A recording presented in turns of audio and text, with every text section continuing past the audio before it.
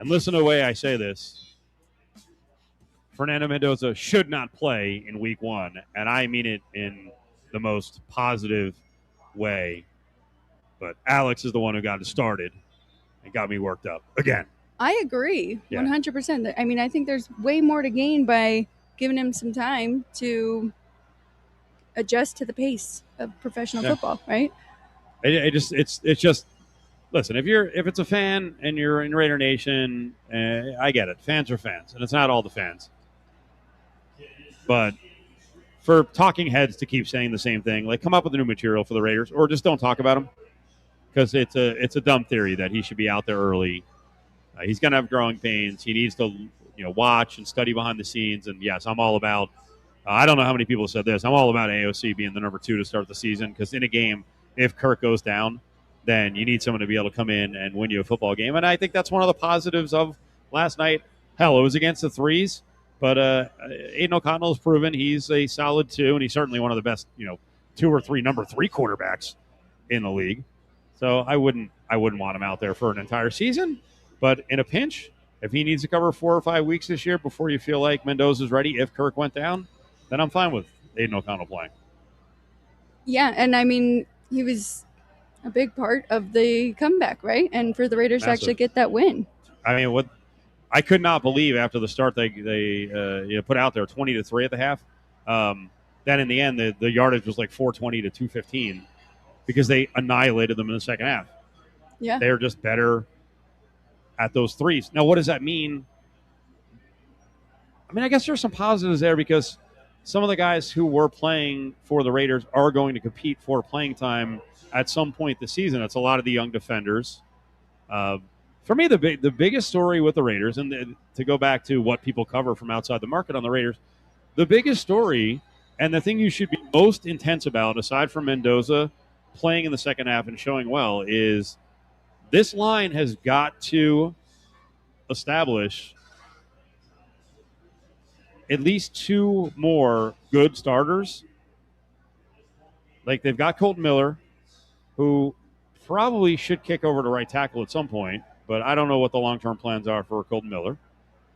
Linderbaum signed for, $28 million a year, so you got him. But the 2 guard positions and the right tackle position, they've got to sort it out, and they've got to one, get good play so that Mendoza, when he does get out there, isn't going to get killed. And 2, they've got to go into next year's draft knowing, well, that'll be it. Get ready for Cofield rant on that one, because when if they go 6-11 and everyone freaking is rodding up over some wide receiver and they can't get Jeremiah Smith, and I'll be like, tackle. I'll say it a billion times, which I've said for years, and unfortunately, this is why they're in the position they're in, where they don't have a great offensive line with young prospects, because they haven't drafted to the position.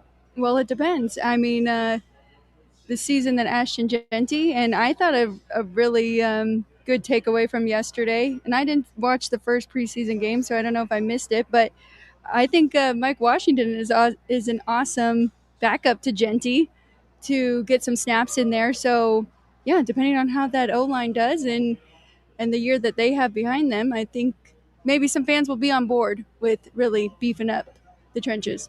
All right, quick timeout. We're going to hook up with Mark McMillan in a matter of minutes. It's Cofield and Company live here at TI Vegas. The Raiders' final tune-up before the regular season begins, and it'll be a fun James, one. Was Mark at on hold that Allegiant entire time? Yes. Awesome. Cisco 49ers for preseason game number 3. Sorry, I the didn't Raiders hear you will say look it to make down their the line, final and I totally tweaks and forgot, adjustments. It's all good. It's not. The Raider Nation know that the regular season will soon be upon us, and that our Raider game day coverage starts Thursday at 3 in the afternoon, with kickoff set for just after 5 on Raider Nation Radio. My name is Whitney Allen, and I'm a widow. My husband, Ryan, died. We never thought we'd ever have to use life insurance, but the unexpected happened. With Ethos, signing up was fast and 100% online. You can get a quote in seconds, apply in minutes, and get same-day coverage. No medical exams, and you can get up to $3 million worth of coverage. I'm grateful we were prepared. Get your free quote at ethos.com/play. That's ethos.com/play. Paid spokesperson. Time spent on application may vary. Online health questions required.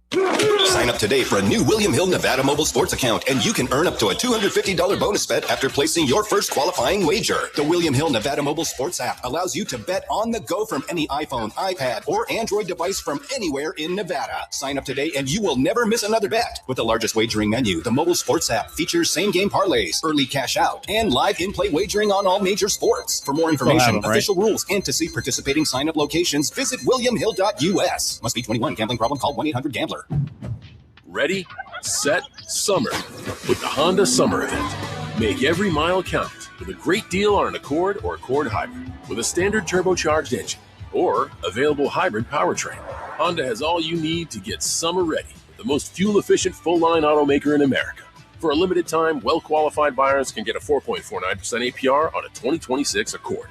See dealer for financing details. Based on EPA estimate of 2024 large full-line automaker fleet-wide fuel economy. EPA Automotive Trends Report 2025. Nick here with Stefano's Greek and Mediterranean Grill. Summerlin, it's official. Stefano's is now open on Lake Mead and Buffalo. Come enjoy our beautiful dining room designed for family meals, quick lunches, and everything in between. Or swing by for fast, easy takeout with all your favorites. Gyros, bowls, shawarmas, kebabs, and our famous baklava. Our salad dressings and marinades are made 10 seconds. And our must-try fries are cooked in 100% avocado oil. Mark, the new Stefano's in Summerlin is now open.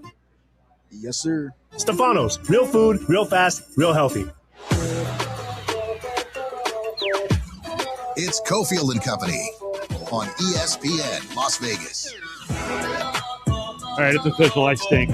Mark McMillan, nice enough to wait on hold while I was ranting and raving. What a jackass. I just wanted to curse there. Let's bring in Mark with Alex White and Cofield. What's up, Mark? What's going on, man? I was just listening to you guys, and I know you get fired up when you hear about the Raiders and the talk and all that. So I was just listening, man. That was some good insight there. I like it. Listen, you played the game, and you were around young guys, and you were around young quarterbacks. What do you think about the continued push by people to say that Mendoza needs to play early when this organization has said, here's the plan, he's not playing early? Well, those are the fans just like me now that I'm retired. We're sitting on the couch and we're eating Philly cheesesteak egg rolls and thinking that we're the Monday morning quarterbacks. There's no way you sit that young man out there, and you addressed it with the offensive line that they had. Obviously, they paid the young man Linderbaum coming over from Baltimore a lot of money. Jake Powers, they're still shuffling him in and out of guard. So it's some stuff that they still need to shore up on the front line. And why would you throw him out there early and you pay Kirk Cousins all this money? So you're going to pay him all that money to sit on the sideline and hold a clipboard and eat cheese curls? It's crazy. And, the thing with Kirk, too, is there's a very delicate balance with a football team's ecosystem. You were a veteran on a lot of teams. The vets don't want to hear about a rebuild or a build early in the season. Like, you almost owe them a chance to go out and win for 8 to 10 games before you then turn the page and start to look to the future. That's Kirk is around to try to win games and, to keep – I'll tell you what, you better keep Max Crosby happy. Otherwise, we know what's going to happen. Oh, yeah. Oh, if you put the young fella out there and they pee the bed real fast, they start losing games. People start getting pissed off, and they'll be talking about trade Max. Why don't we go out and get Kirk Cousins? Kirk Cousins is still going to win some games, and he's a great guy to go learn from. And you paid him a lot of money, and like I said, Mendoza's just going to have to learn. He's got to wait his turn. You don't just throw a young guy out there and back of a line that they have. I know a lot of people like he's better at throwing the ball. Yeah, when he has time. And the last couple of years, the quarterbacks for the Raiders have all ended up on the injured reserve list. Even Aiden O'Connell, behind that offensive line. So no way you throw Mendoza out there early, man. I know the fans are excited. We got the number 1 overall pick. But, man, you don't throw them out there with a makeshift line that they have right now. And they got a couple of weeks to shore it up. Yeah, and in no way am I reacting to last night, so just don't misunderstand me here. But I want you to judge me on this one, and you can tell me, hey, you played in the NFL, I'm crazy. I think AOC actually should be the number 2 quarterback for the first 6 weeks of the season, and Fernando can be the emergency of the 3. What do you think of that? Absolutely. Absolutely. People got on me on Twitter. I was like, there's no way Aiden O'Connor is a third-string quarterback on this team, and everybody just started going at me hard on Twitter, which I love. Come at me, man. I don't back down from anybody, especially when you're talking about football. But Aiden O'Connor has won meaningful football games for this franchise. He's a veteran quarterback that's been in NFL games. He's won, he's lost, he's been in the battle. So he's a solid one. You go, like you said earlier, Cousins goes down, which he has been the last couple of years he's been playing. Then who are you going to throw in the young guy in the fire? No, just put an Aiden out there, and then he can continue to learn behind those guys, learn more film room, learn more film study. And we saw the last couple of weeks, there's no one solid one wide receiver that these guys can go out to as well. So there's a lot of things that have to happen for this guy to be successful being a quarterback in the National Football League. You have to have a solid offensive lineman. They're going to try to establish the run game, but you have to have a number one receiver, and they don't have that yet. Mark McMillan is with Cofield and Company, ESPN Las Vegas. All right, give me your view on how the young defensive backs, cornerbacks, safeties played last night. You know what? I was impressed with the young guys from Arizona. Those safeties, I can't draw a blank off those guys. One second round and sixth round pick from U of A. Stoops and Johnson. Been watching those guys since they were in Arizona, watching them fly around. I know Chin and Palomalo, their deal is up. And these guys have been playing really well on special teams. As far as the secondary, the starters didn't play much yesterday. As far as the safeties and the linebacker position, Max Crosby was obviously out. But they have a lot of guys. Porter's got to step up. This is his time to shine and show everybody why he was drafted so high coming out of Iowa State a year ago. And we'll see how that works out for those guys. But they have a lot of young nucleus guys. You got the guy from Tennessee, who people are saying is a steal. He hasn't played football in over 2 years with ACL injury, but he has an upside as well. But in the NFL, man, everybody's got an upside. The bottom line is you got to perform out there playing man-to-man on the island. So, Mark, take us behind the scenes. You talk to a lot of NFL current players and coaches. Mm-hmm. What is the preseason like now, shrunk down as much as it is, and what happens to players who are trying to make squads? I mean, we were all, a lot of us were like, at least you're getting rid of these meaningless games. Like, those games do have meanings or a meaning for a lot of players trying to make the league. Hey, I was one of those guys, man. I wish we had, obviously I had just enough preseason games, and I was able to play in all those games. And every game I got better and better. Obviously some of the veterans, obviously people probably get tired of talking about when we played. Our starters, we played a lot. With the starters before me, I was on the bench. But, Reggie White and Randall, all those guys played meaningful minutes, even sometimes going out in the whole half and coming out at halftime to see what it feels like. Now these guys are spitting sunflower seeds, wearing $1 million chains on the sideline, and then, try to ramp it up in week one, and that's when all the injuries happen. And you see that happen a lot in preseason. Guys are not able to tackle. The physicality is different on certain teams. I can't say that about the Houston Texans because they're going to bring it week in and week out. But it's difficult, man. But I'm happy for the guys to get another opportunity. This last game, all the guys that's on the bubble against the 49ers next week, those guys are going to get an opportunity to play. And hopefully, maybe not the Raiders work out, but maybe it'll work out for another team. So it's a tough day for any NFL player, man. I hate cut day because these guys put so much hard work into the craft. And then, you got to get down to 53 by next week. Let's talk, believe it or not, high school football before college football. Woo! How about this game tonight? St. John Bosco in town to take on Gorman. Yeah, I was texting Coach Negro, man. We and him are really good friends from St. John Bosco. I know a lot of people here in Vegas are probably like, why are you not rooting for Bishop Gorman? I am a California guy. And, I'm really welcome from St. John Bosco. Number one and number two right off the bat. This is going to be a great showdown. I'm excited to see this game and see how these teams fail. And it's good for Bishop Gorman because we know here in Nevada there's no team that can hang with that school. And being able to see them go out against the number one team in the nation, St. John Bosco Braves, man, it is going to be electric. The stadium's going to be packed, and I'm excited, man. I might even have to go down there and be on the sideline, Steve, tonight. Chef Mark is with us. Mark McMillan, a former NFL player. All right, Chef, this week, what were the stars on the grill or in the kitchen? I think you did a cheeseburger, right? Oh, man, I did a bacon chili cheeseburger. California, we love our chili cheese fries, our chili cheeseburgers, and I'm in the process of moving, so we don't have too much in our refrigerator. So I was like, man, I got some ground beef, I got some patties and some cheese, so let's go on and make some chili cheeseburgers and make some little crinkle fries and see how that works out. But California, man, we love our chili, man. It's something about California and chili cheeseburgers and chili cheese fries. Do you make your own chili, or like you said, you don't have a lot in the pantry, so you had to go can? I didn't go can. It's a brick chili that we used growing up. It's XLT. Back in California, All right. it's a really good chili. If I had to, it's a really good chili. Actually, they reached out to me on the gram and said they would like to collaborate with me, so I'm excited about that. We're going to do a collaboration with their chili. So I'm excited about that. There's a sausage company. I don't want to say their name yet, but we had a great talk this past week as well. They're out of San Francisco.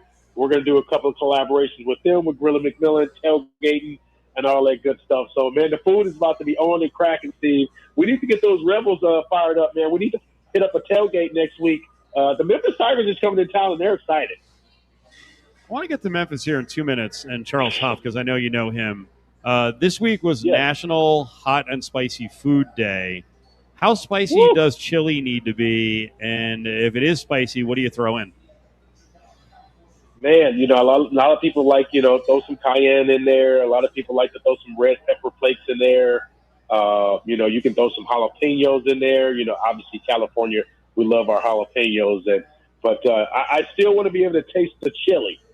I don't like it too hot. When I was young, just throw some jalapenos in there with the seeds in it. Let's get it and put it in a bag. But now I'm like, hey, can you take those seeds out of that jalapenos? Man, that's a little too spicy for you, boy. So Is that right? I kind of got like a wimp. I'm a little wimp right now, man, on the jalapenos. You got to take the seeds out for me, personally. But I know, if there's some callers out there talking trash, I would put a contest up and give you $50 for somebody that's going to eat some jalapenos on a chili cheeseburger that I make. And I'm going to go find the hottest pepper I can find, too. Damn. All right. I didn't know you had to mellow it down with the spice. Who knew? Who knew? When you get older, you have to do that. In your case. Hey, man. In my case, man, I gotta mellow it down, Steve. The old gut don't work like it used to, man. Yeah. And I don't need no fire in the hole, man. The sensitive tummy. All right. Well, let's talk Memphis. Let's talk Memphis and Charles Huff as the Tigers come to town. He's a brand new coach at Memphis. He brought in 71 new players. I was looking at the roster today. I really liked a lot of the players he brought in terms of playing experience. He's got 2 quarterbacks. Have you had a chance to talk to him? And I guess before that, let's not put the cart before the horse. Who is Charles Huff? What is his background? He certainly has ties to your alma mater.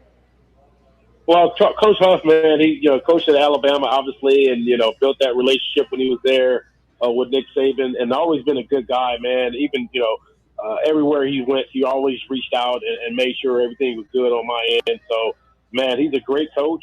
He's fired up about this opportunity to be able to come here in Vegas.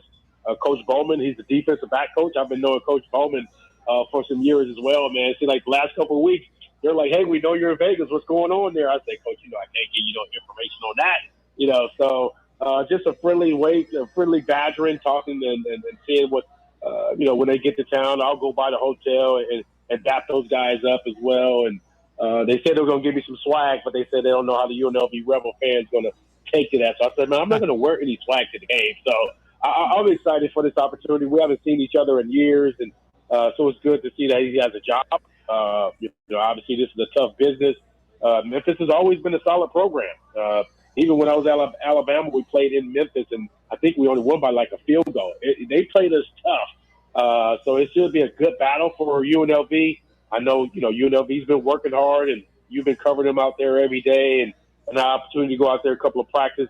And this is exciting, for UNLV. Years ago, there was no excitement like this. Now it's like, man, the Memphis Tigers is coming to town. UNLV's got some good transfers coming in.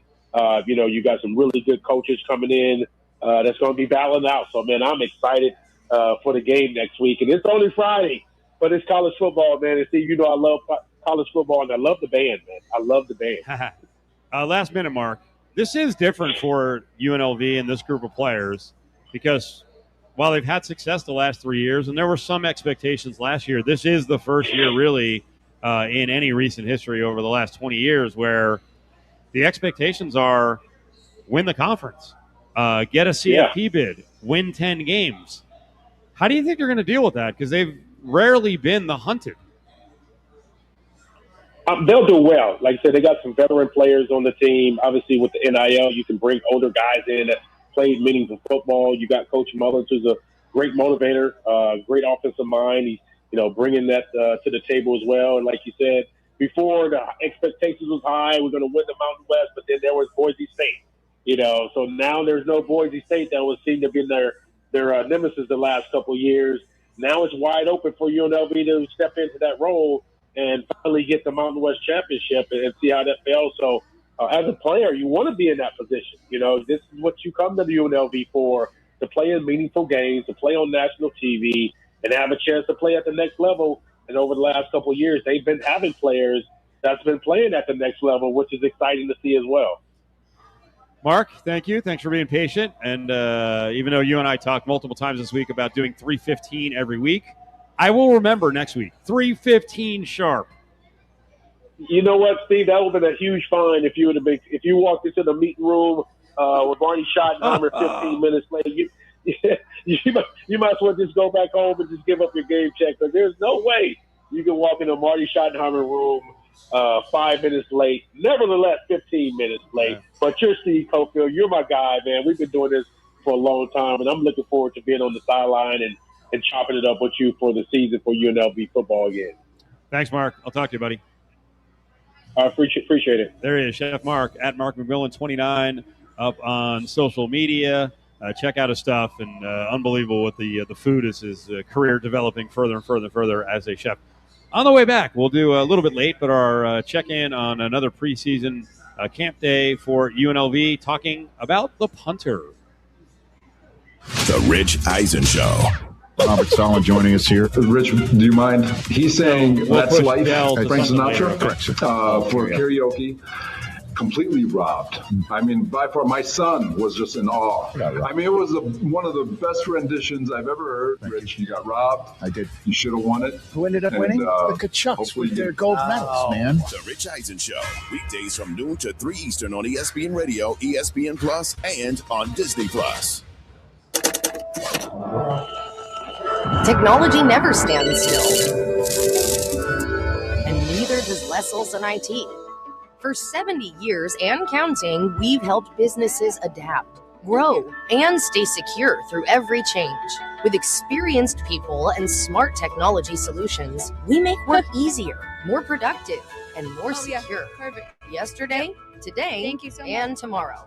Let Les be here for you. Hey, Aviators fans! The Sugar Land Space Cowboys, affiliate of the Houston Astros, are flying into town to take on your playoff-bound Aviators. Here's the rundown. Tuesday the 25th, Reyes de Plata. Wednesday the 26th, it's Bark on the Burn. Thursday the 27th, Country Night with $2 beers. Friday the 28th, it's the Aviators blue-collar button-down shirt giveaway. Saturday the 29th, it's the Aviators mystery giveaway. And Sunday the 30th, it's the annual wedding vow renewal and celebration. Free parking and affordable family fun. Aviators baseball, it's always a good time at Las Vegas Ballpark. I'm Xenophon Peters, founding partner at Panda Law. And I'm Judah Zakalik, the other founding partner. Here at Panda, we're proud to be voted Nevada's best debt relief law firm. You probably know that Panda Law has helped countless clients get out of debt without bankruptcy. But did you know that some of our most dramatic, life-changing results come when clients have more than $50,000 in debt? If you're ready to explore your options and free yourself from overwhelming debt, call Panda Law today.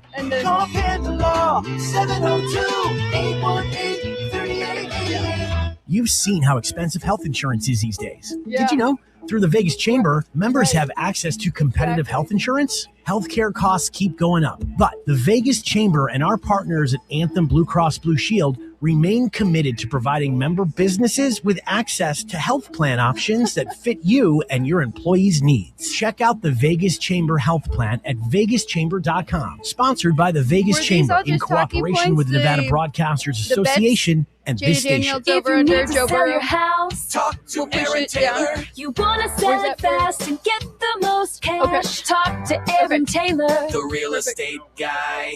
Hey Nevada, I'm Jacob Taylor, the real estate guy. They say the apple doesn't fall far from the tree. Growing up with Aaron Taylor taught me that nobody negotiates harder or gets seller's top dollar like the real estate guy. Need a cash advance? We can put money in your hands before closing to help with repairs, moving, bills, or whatever you need most. Don't want strangers walking through your home every weekend? No problem. We'll give you one simple number, your bottom line. No commissions, no hidden fees, no guessing. Just a straightforward offer, and in many cases, money in your hands in as little as 3 days. And if you're renting, ask me about My Buy Bank. You'll receive a $2,000 credit plus 10% of your monthly rent, all to use toward the purchase of your next home. Call 702-310-6683. That's 702-310-MOVE. eXp Realty, license number 38886. Call for details. Talk to Aaron Taylor, the real estate guy. High internet costs, cell phone bill going up, streaming services you forgot you had. What if someone fixed that for you? Radiant Star Checking at Westar Credit Union includes bill negotiation experts who can lower your monthly bills and cancel subscriptions you don't need. That alone could cover the $7 monthly benefits fee. Visit westar.org/RadiantStar to learn more. Radiant Star Checking has a $7 monthly benefits fee. Activation required. Terms and conditions apply. Share savings with a minimum balance and membership eligibility is required to become a member. Insured by NCUA. Life's better when you slow down and enjoy it together. At Lazy Dog Restaurants, you'll find handcrafted food and drinks, from juicy burgers and seasonal dishes, ice-cold craft beer, and a welcoming dog-friendly patio. Join for a weekend brunch, lunch, happy hour, family dinner, or just take your favorites to go. Whether you're celebrating or simply enjoying time together, Lazy Dog have something for everyone. Visit LazyDogRestaurants.com or stop by the locations at Town Square, Summerlin, or Henderson today. Hey, Las Vegas, are you tired of plumbing prices that break the bank? At 365 Plumbing, we're bringing fair pricing back. Family owned and operated, we treat your home like it's our own. For your everyday plumbing needs, we're here 365 days a year, rain or shine, day or night. Extend the life of your water heater right now. For a limited time, take advantage of our water heater flush special for only $26. Visit us at 365plumbingnv.com. 365 Plumbing, because where the water flows, 365 Plumbing goes. Hey, Jeff, how's the new job working out? Really sucks. Terrible boss, and the paycheck is even worse. I gotta get a new job. Truck you. Wait, what? Truck you. You don't have to curse at me. Dude, you should check out Truck You CDL training. My brother got his CDL license in 4 weeks, and now he has a new career making great money. Okay, I'm listening. Truck You offers small classes with night and weekend times available. They will even help with payment programs. Check them out. LV.com. Truck You. By the time August rolls around, you've stopped being surprised by the heat. You walk outside, you get in your car, and wait for the AC to catch up. And at the end of the day, the one place you need to be cool is home. Your AC has been running since May, morning, noon, and night. And when it stays hot overnight, it never gets a rest. It just keeps grinding until something gives. At Gettle, we've been doing this for over 85 years. We know what a summer like this does to a system. Call us and make sure your home is the one place the heat can't follow you. GOETTL. We'll keep you cool, but it's hard to spell. This sports update is brought to you by the William Hill Pro Pick'em Football Contest with $1.2 million up for grabs. Right, we'll Get your picks locked in before September 13th. Quick, okay? Find a location near you at williamhill.us. Sounds good. Raiders head coach Clint Kubiak on not naming a starting quarterback yet. I know I said it last 10 seconds. It never benefits a player to know that they have a spot secured, and if there's always a little bit of uneasiness about that, that benefits the whole team, the player and the team. Now back to Cofield and Company on ESPN Las Vegas. Lots of UNLV talk coming up for the football game against Memphis. We'll have a pair of tickets going out in a little bit. I've been covering practice pretty much every day when we're allowed in for practice. Right now, it's shut down, getting ready for game week. Had a chance to talk to the new punter, Matt Schules, and the new special teams coach, Mitch Singler, who bumps up from analyst role to full-time special teams coach. And Schules is an Aussie. Last year, the Rebels had an Aussie. Matt Brown was, check that, Cam Brown was great, transferred to Michigan. I'm guessing he got some couple of bags there. And Schules was asked if he knew of Cam Brown. Yeah, he's awesome. I was kicking with him about a month ago over in Michigan, in Ann Arbor. No, he's awesome. He's a legend, and he did a really good job here last year. Really, really hard worker, and just his work ethic's kind of rubbed off on me going out there. And yeah, he did a great job setting up a little bit of Australian love around here. So hopefully I can keep that going. You mentioned kicking in Michigan. Is there a punter kicker community here in Vegas? In Vegas, not so much. I've gotten really lucky that I've kind of cultivated a bit of a relationship with AJ Cole over at the Raiders. And so he's kind of my guy here, just reaching out to him for advice. In Vegas, he's been unreal. Kicking with him's awesome. You see a true professional at work.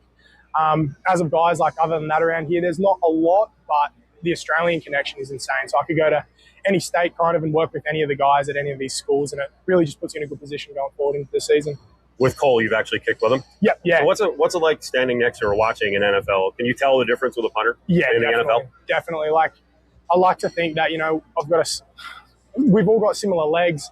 Everyone can kick a big ball, but the most impressive thing about a guy like him and these NFL guys is their hands. Their hands are so robotic and electric. Like, it's, for me, you kind of nerd out watching it. They're just the same thing every single time. And, you might hit a great ball and then hit kind of a shaky on the next one. He'll just hit that great ball over and over and over again. And it's really inspiring and really good to watch. But, yeah, it's just that consistent routine of every single muscle and every single step's in the exact same spot. 4 o'clock hours on the way. We'll build on more of the UNLV punter conversation on the way back. Gambler's bonus hits again. On June 14th, Betty hit 4 fours, clearing her Gambler's bonus 4-of-a-kind bingo card for over $11,000. Betty hit big, and so can you. With Gambler's bonus, it's why you play the game. Your sandwich should pay you back. Download the Port Perks app today and start earning rewards every time you enjoy Port of Subs. Slice fresh sandwiches, Port of Subs. Beat the heat with some cool cash for betting sports on the William Hill mobile app. With the William Hill Cash Rewards program, you can earn up to $500 in cash. Earn summer rewards points for mobile wagers made until August 31st. Win or lose. You can earn even more rewards points for teasers, parlays, and same-game parlays. Sign up for the William Hill mobile app today and opt in to enroll in summer rewards. To see participating locations, visit williamhill.us. Must be 21. Gambling problem? Call 1-800-522-4700. This summer, skip the airport chaos and hit the road for the perfect family getaway in Cedar City. In just 3 hours, you'll trade the desert heat for cool mountain air, breathtaking scenery, and outdoor adventure. Miss the show? Check out network.com for everything ESPN Las Vegas, 1100 AM and 100.9 FM, KWWN Las Vegas. It's Cofield and Company on ESPN Las Vegas and ESPN Reno. All right, here we go. 4 o'clock hour, the Reno Hour. Brought to you by Battleborn Injury Lawyer, 766-1400 is the number. Alex White, Cofield, TI Vegas, Golden Circle Sports Bar. We are on the Strip. Mateo is helping us out down here, back in our Findlay Toyota Studios.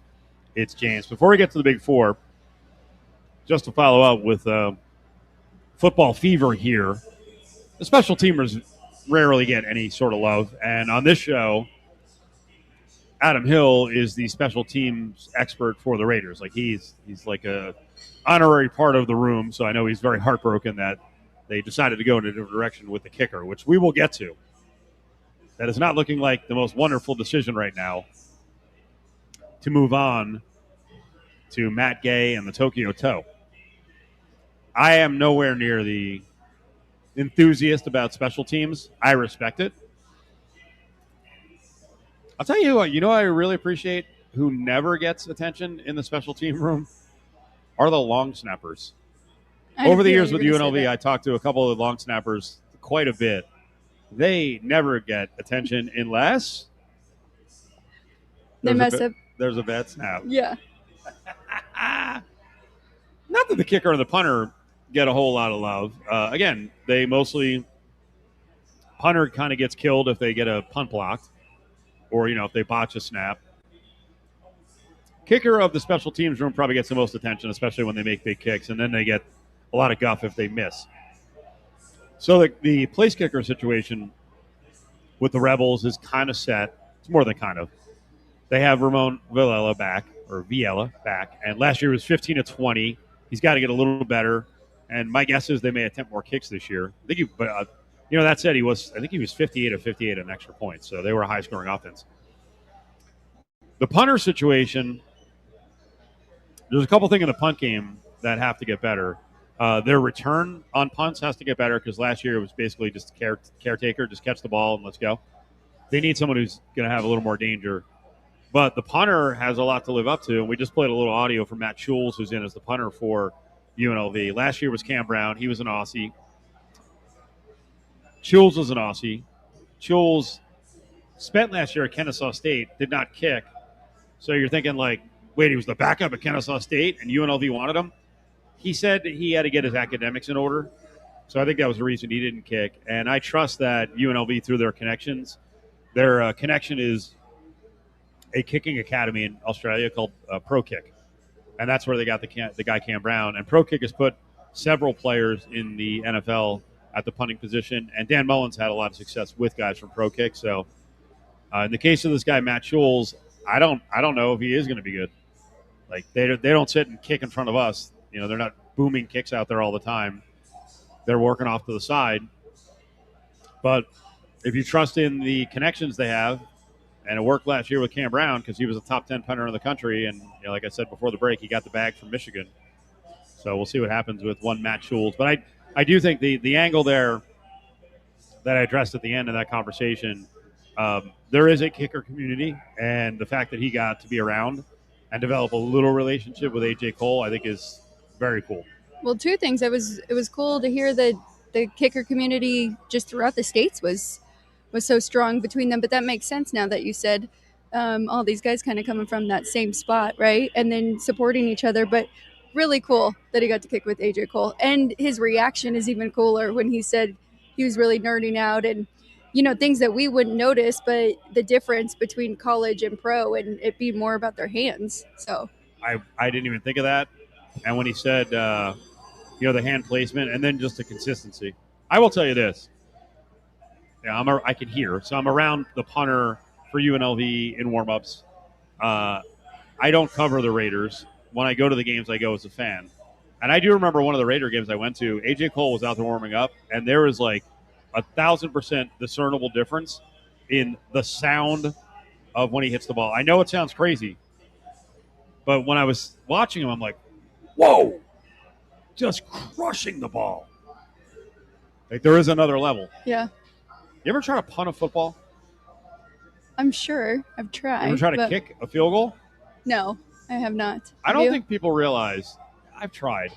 I don't think people realize, like, the mechanics and the incredible leg strength that these people have. And we'll go back to, like, Adam Vinatieri. Belichick. Show some appreciation, Belichick. Don't let me go down that path.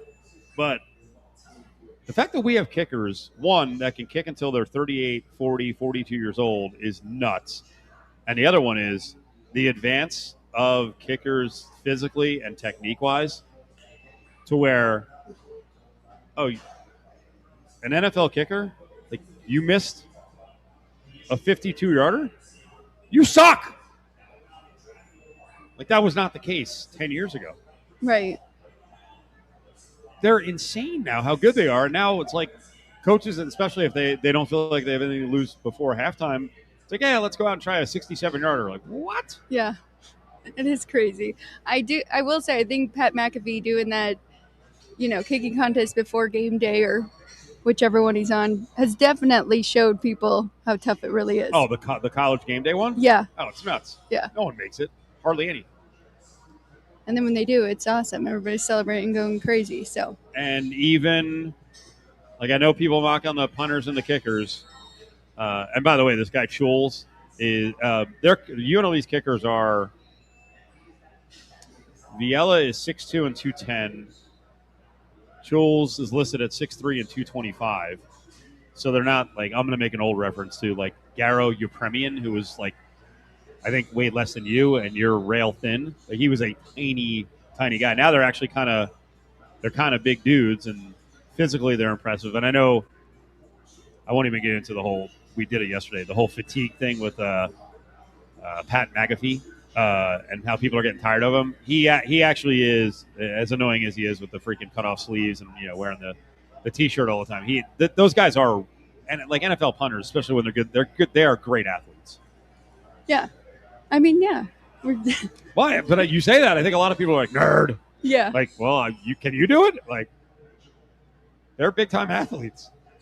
And a lot of them played positions in football. I mean, even the long snappers, like, hey, just because UNLV's a long snapper, we'll get to this later on. We got to get to the Big Four. Remind me, put it in the rundown in the grab bag.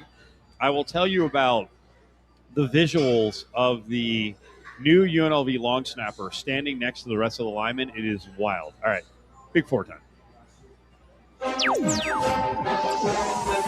Battleborn Injury Lawyers presents the Big Four at 4. Number 4. And this will be a big 4 that bridges past 420 as we're on ESPN Reno and ESPN Las Vegas. Alex White, Cofield hanging out. Oh, good. The Jets are on the TV right in front of me. I don't get worked up about preseason with the Jets. Although Aaron Rodgers on the other side, I don't think he'll be seeing too much play, if any. You have not been in a while, and we have not had a chance to talk WNBA.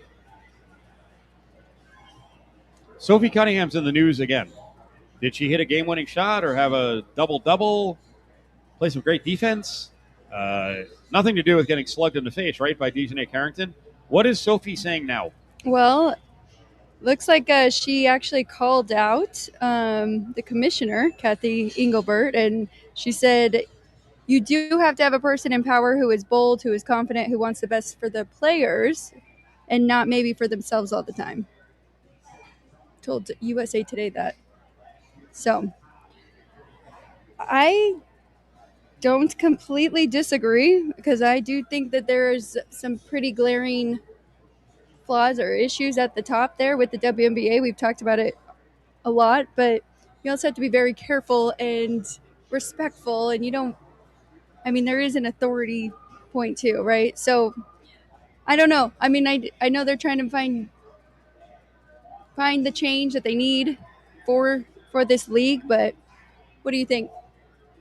Okay, a couple things. First of all, it's been established through news cycles that Kathy Engelbert is underqualified for the WNBA and the job at this point. So for Sophie Cunningham to kind of beat the dead horse, what's the point? And I'm sure she'll lean on, I'm guessing someone asked her. You don't have to answer. Secondly, who is she to be making the comments? You're an 8-point-per-game 7th man on your team. I'm getting a little tired of Sophie Cunningham, and it's great that she's got her podcast, and it's funny. We were talking about Dejanay Carrington and Sophie Cunningham about 2 weeks ago, and we talked about it a lot, the whole, she got slugged in the face. And I mentioned what Dejanay Carrington did. Sophie has done that to people. She is an aggressive, borderline dirty player. And I saw someone comment on social media like, oh, now you're just gaslighting. She's never done that. You don't watch WNBA. Okay? And I will repeat the line again. Most of the people commenting on my social media about the WNBA who are like, oh, guys talking about WNBA. I was covering women's basketball before you were born, jabroni. Okay? I've been around it for a long time. It's funny. I just saw a guy the other day. Here we go. Another freaking off-kilter rant. I saw a radio cohort talking about yesterday was National Radio Day, and the person said, after just over 2 decades in the business, and I sent something back to him. I was like, what were you, 11 when you started? 20 years. If we want to actually calculate, boy, I'm an arrogant ass. If you actually want to calculate the time I've been behind a mic, I am over 40 years now. I'm old, right? And I'm telling you, I was covering college basketball as far back as covering it, 1988. So I don't just say stuff willy-nilly. I'm not, Dan Dockich or Clay Travis or Jason Whitlock. It's not a grift. I like women's basketball. I have opinions on women's basketball. Let me finish on Sophie Cunningham. One more thing. So who are you to be speaking about it? We know the poor lady is probably done, right? Kathy Engelbert. She's underqualified simply because the league wasn't what it is now back then when she got the job. She comes from the world of accounting and tech and Deloitte and Touche. That was fine, building up the whole money aspect of it. She's not a public front-facing person. And here's the worst one with Sophie Cunningham. She had her whole thing about the trans player or transgender player or transgender in sports, and she's like 8 days later after she offered it up, then she says to people, can we just cover the basketball? Yeah, we can. So then why are you talking about the commissioner? I thought you wanted us to just talk about basketball. This league is infuriating because at every turn they're like, well, how come we're always talking about all the other stuff around the game? Because you guys keep giving us material. That's true. And I'm sorry, I don't buy someone asked me about it. I had an answer. No, you didn't. You give a different answer. You give a gracious answer like, hey, she's doing the best job she can. We'll see what her future looks like. That's it. Yeah. But instead, she's got to freaking grind and take shots. I don't know what's going on with Alex today, but she's got me going with these topics. Next up in the Big Four. Number 3. Holy moly. If you think I'm worked up right now, watch what's going to come out here the next probably week or two. We got 30 seconds here. We'll carry this over. I was going to ask you, can you believe that there are now going to be a flood of college basketball super seniors and college football super seniors, including guys who were in NFL camps who may be playing college football by the end of the month? I can definitely believe it. Why is that?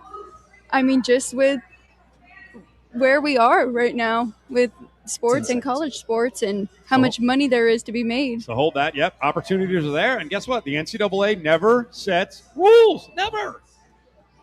Plumbers, HVAC techs, contractors, and DIYers. McFadden-Dale Industrial Hardware has the tools, parts, and supplies to power your next project. Open early and stocked with everything you need. Stop by South Decatur near Russell. McFadden-Dale Industrial Hardware. Fast, easy, and built for the pros. Your sandwich should pay you back. Download the Port Perks app today and start earning rewards every time you enjoy Port of Subs. Slice fresh sandwiches, Port of Subs.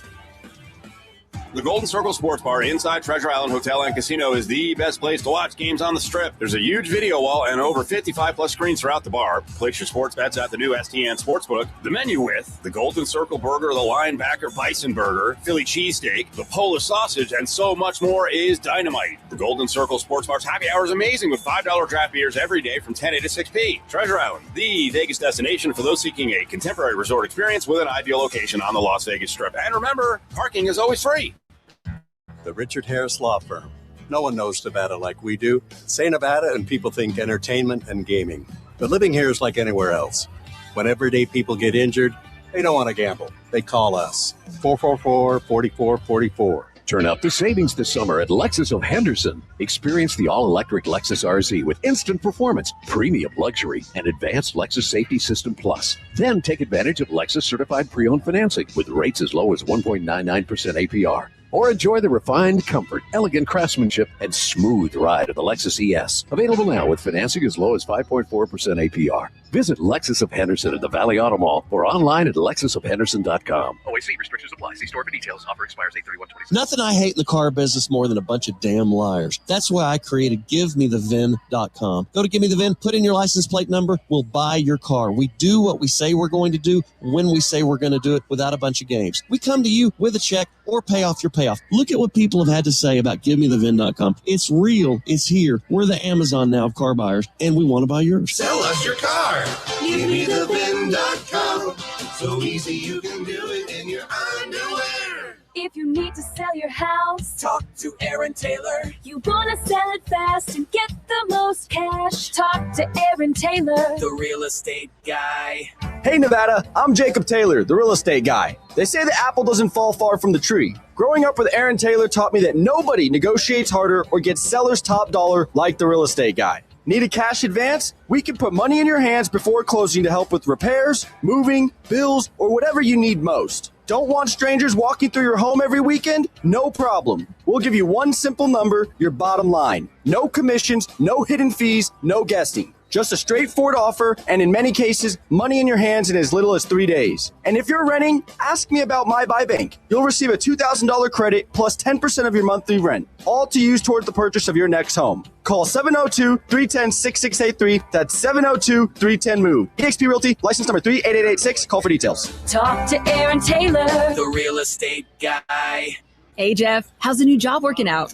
Really sucks. Terrible boss and the paycheck is even worse. I gotta get a new job. Truck you. Wait, what? Truck you. You don't have to curse at me. Dude, you should check out Truck You CDL training. My brother got his CDL license in 4 weeks, and now he has a new career making great money. Okay, I'm listening. Truck You offers small classes with night and weekend times available. They will even help with payment programs. Check them out. Truck, the letter U, LV.com. Truck You.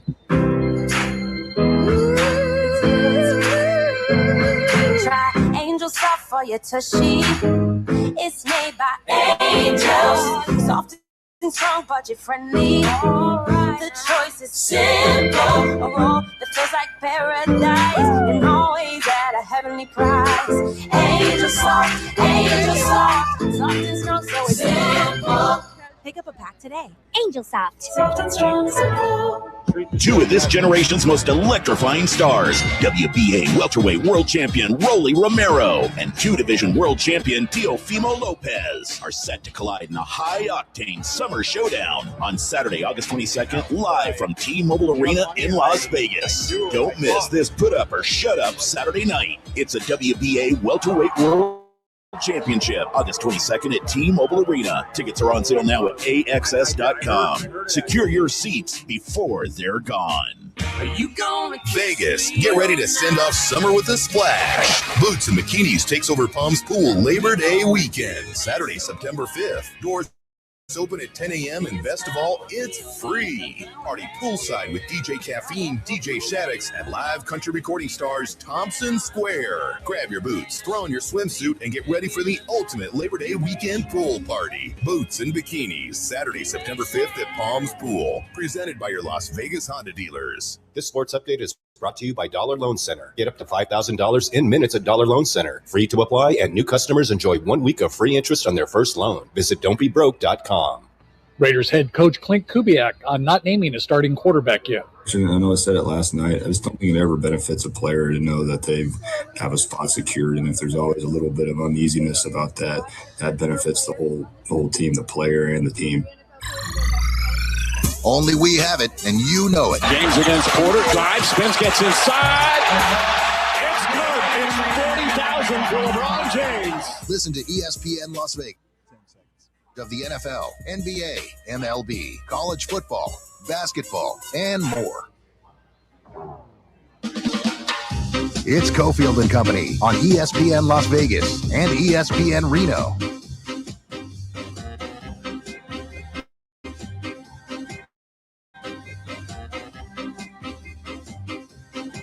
Alex White is here. It's Cofield and Company. Coming up on the halfway point of the show. We've barely gotten to much of the material on this Football Friday. Munching down on some Southpaw chicken tenders. Let me get the name right. You did. As I now force you to got it right. Move your mic. And that is right. Southpaw chicken tenders. Menu here is great. Football officially starts up, college football next week. Week 0. We will be bringing back our award-winning – someone's got to pick up the awards, right? Our award-winning Throw the Flag. I don't know who's hosting that show yet. I know Q Myers is it. I know that. That is 9 to 11 every Saturday, and it is chock full of football talk. They start breakfast here early in the morning, and then you got your regular menu where, as I say all the time, it doesn't look like a menu on the Strip because everything – is kind of kept in line in terms of prices. You're not getting a $39 burger, and the chicken tenders we're crunching on are not. So they've done a good job of holding the prices here in line when prices are exploding everywhere. So great spot.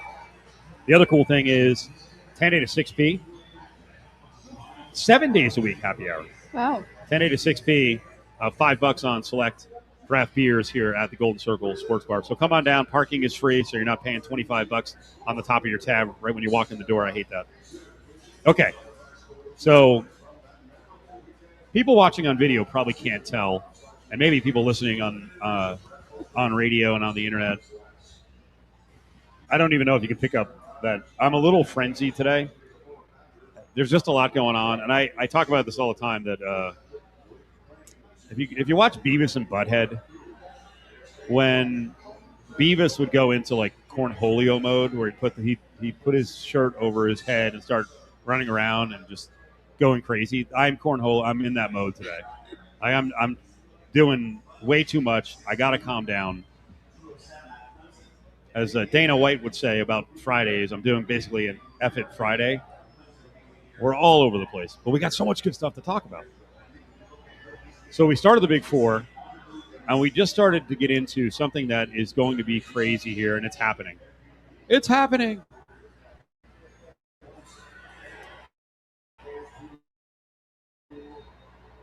I mentioned before the break, the NCAA never sets rules. And really, better stated, is the NCAA never sets rules with the courts and, more importantly, the athletes in mind.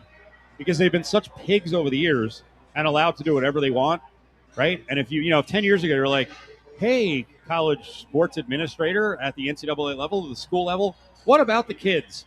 Right? They'd be like, who cares? The kids, what are they going to do? Here's my thumb. Squash. Do whatever they want. Well, that's not the case anymore. Because as we're finding out, and I don't know, I thought I saw this from like a very early age, the athletes were always treated kind of poorly. They always had no rights. These guys were obnoxious and profiteering to just ridiculous levels. It's totally un-American. If you work a job and you watch the way athletes are treated, sure, they get a scholarship. Awesome. They also generate millions and millions and millions of dollars. If they didn't, then coaches wouldn't be jumping from job to job for millions, if not tens of millions of dollars. And at every turn, Alex, in their treatment of the athletes, they keep getting taken to court, and it's been years now, and they just keep losing and losing and losing. So they come up with this new rule. I think it's a great idea. Hey, give kids 5 years to complete your eligibility. You can play all 5 years. And it also cleans up the, multiple redshirt years or injury years. Let's be more clear on this. But what they didn't do is take into consideration that when you do it in the middle of a year or kind of right before, it was late. It came down kind of late at the end of last year, and then it's being instituted at the beginning of fall sports. They didn't take into account, like, the 2022 kids are going to be like, hey, I want my 5th year. And I don't know if 2022 right, but you get my point. The Right. outgoing seniors didn't get their 5 and 5. You can't just arbitrarily have this weird starting point. And now they're all looking at it going, hey, I want to play.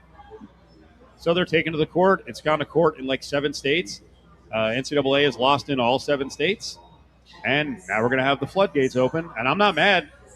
I'm mad at the NCAA for never having the foresight to make the easy decision. Like, we're not attorneys. We're not experts on that front. But, like, anyone could see that this was going to happen, that last year's seniors are going to go, hey, I didn't get my 5 and 5 year. So how do you think this turns out? Is it going to be state by state? Because basketball last year, with a couple guys trying to go back from pros, but that they had actually played. Now these guys haven't actually. Well, those were one-off cases. Yeah. What's happening now is you've got Just because of after the season, you've got group cases. So cases that have been brought in New York and Ohio and Texas and California and Colorado, and I know I'm missing like 3 states. So Louisiana. As an example, I think North Carolina, Louisiana. Kamani Hamilton, who wants to have his 5 and 5, the former Rebel, I think he was part of the North Carolina case, and then he may be part of the California case. So now what's happening, school starts up. Some schools have already started up. In the case of UNLV, classes start on Monday. We talked to Josh Pastner on this past Monday, and he said, hey, we're still looking for players because there's going to be more players eligible. Said, I don't know if it's 100% guaranteed. Like, if we sign someone that they'll be good to go. I've been talking to compliance. But this is what I love what he said. Last Monday, he's like, well, we're having our first team meeting on Sunday, so that's 2 days from now, and classes start the day after. I would like to have my team set by the weekend. What? But I also admire him and other coaches who kept a couple of spots open. Yeah. Because I think we all knew this was going to happen. I did. We've been talking about Kamani Hamilton and Howie Fleming, outgoing seniors, who feel like they should have a 5th year. We've been talking about them for 3 months. Right. Yeah. And then they made that decision late after that school year or close to around that time. So. Yep. But then and now even crazier on the football front, you've had guys who technically were done with their eligibility, went in NFL camps. Some may have played, we'll call it semi-pro football, like LaTerrence Welch of UNLV, who played for the Nighthawks, and they're like, I'd like my 5-5. So UNLV's added back 2 guys. You want to hear a crazy one? New Mexico's kicker from last year was in a camp, and this week they're working on getting him back for a super senior season. Wow. So are the 2 guys for UNLV, are they eligible?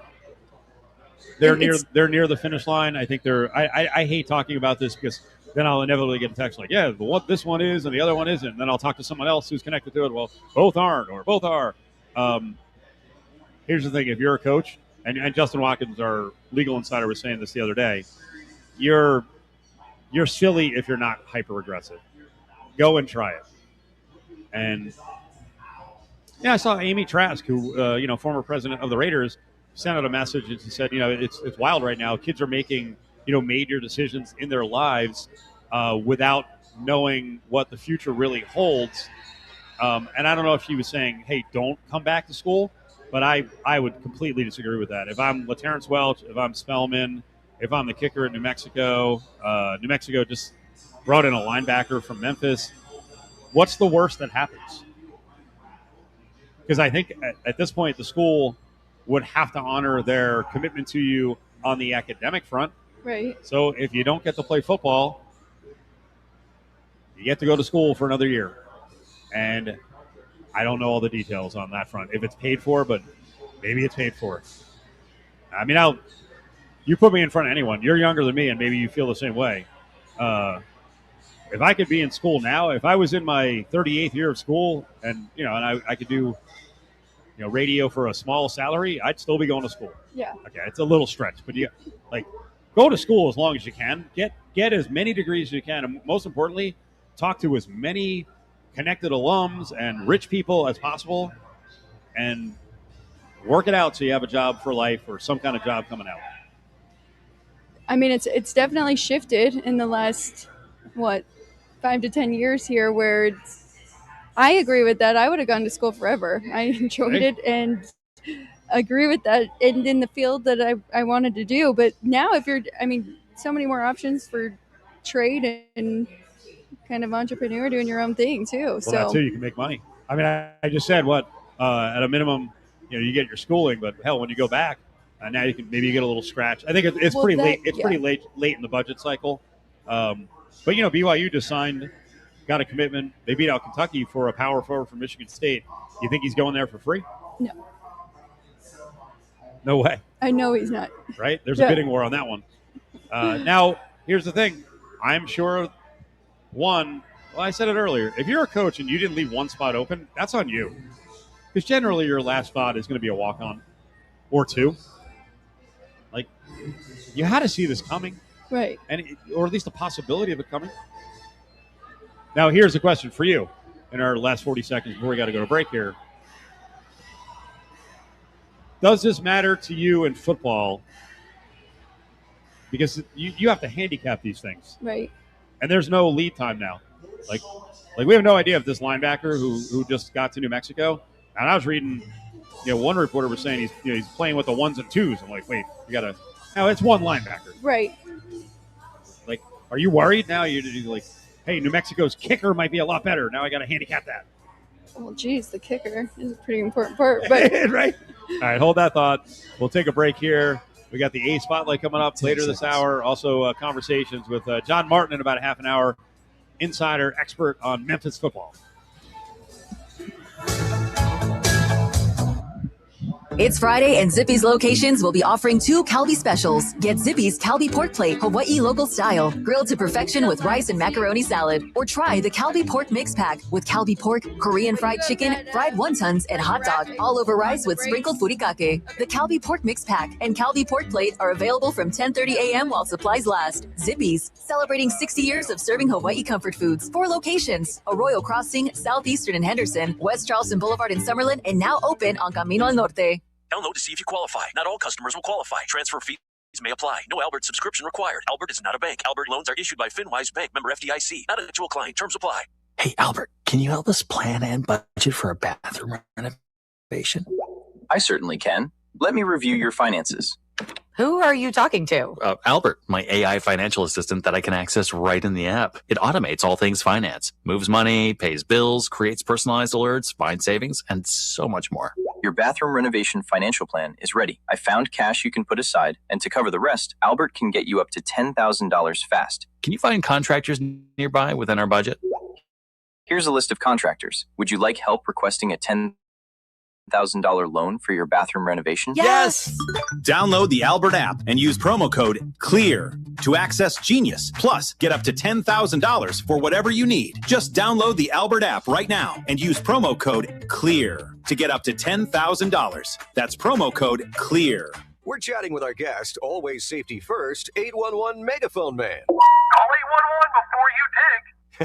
You never stray from your mission of letting homeowners, landscapers, and excavators know you should always call 811 before you dig. Call 811. Call for both small and big jobs. And 2 working days in advance? 811. Any parting words? And I'm guessing they will be... Call 811 before you dig. Brought to you by Southwest Gas. 811.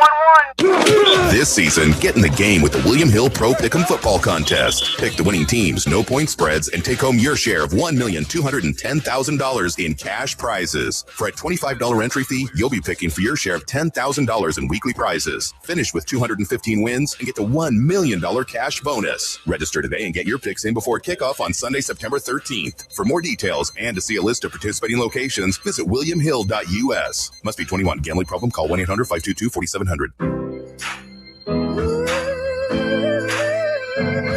Try Angel Soft for your tushy. It's made by angels. Soft and strong, budget friendly. The choice is simple. A roll that feels like paradise and always at 10 seconds. Angel Soft, soft and strong, so it's simple. Pick up a pack today. Angel Soft. Soft and strong, simple. It's Cofield and Company on ESPN Las Vegas and ESPN Reno.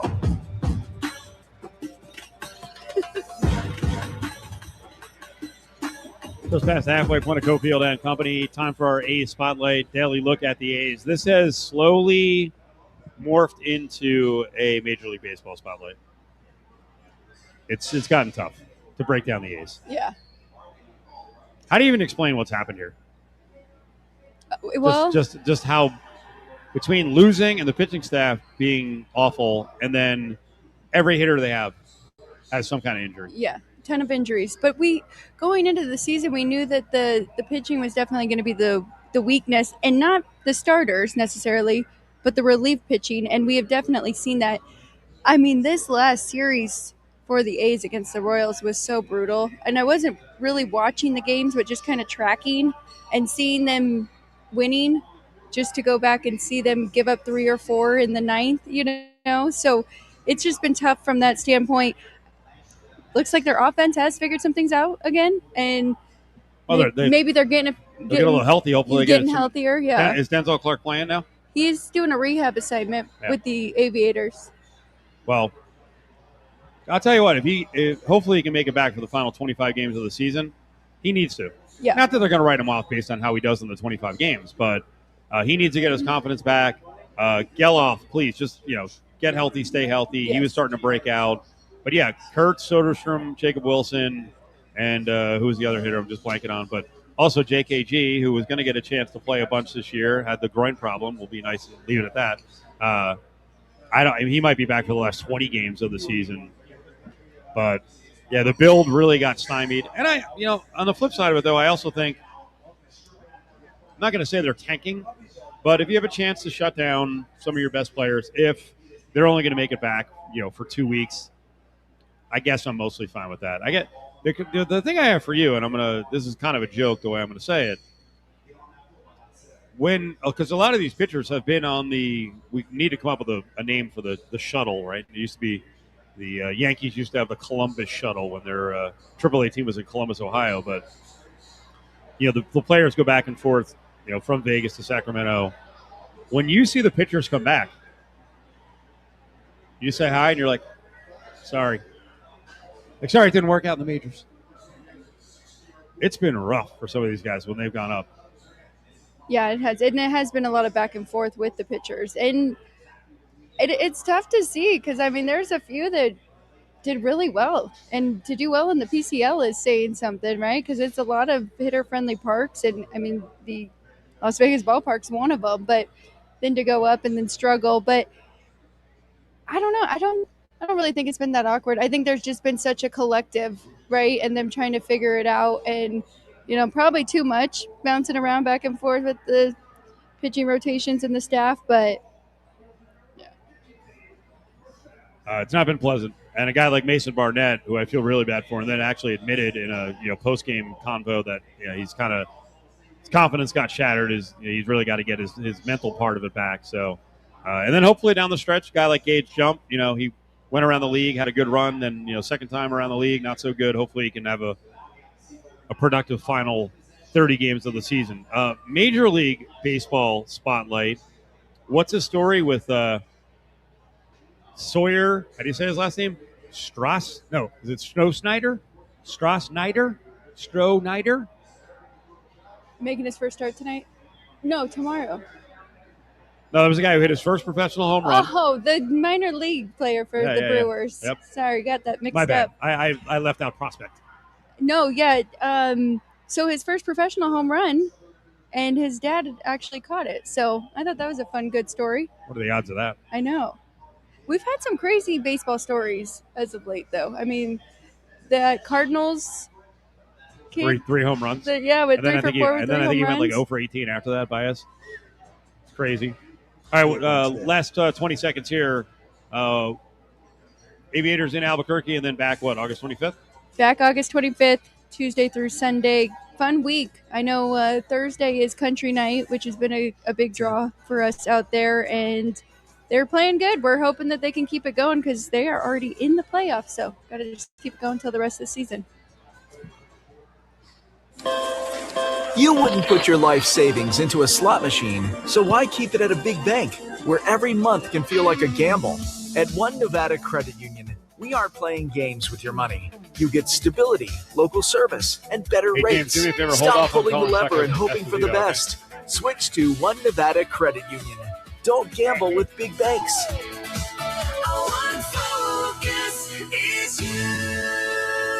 Federally insured by NCUA.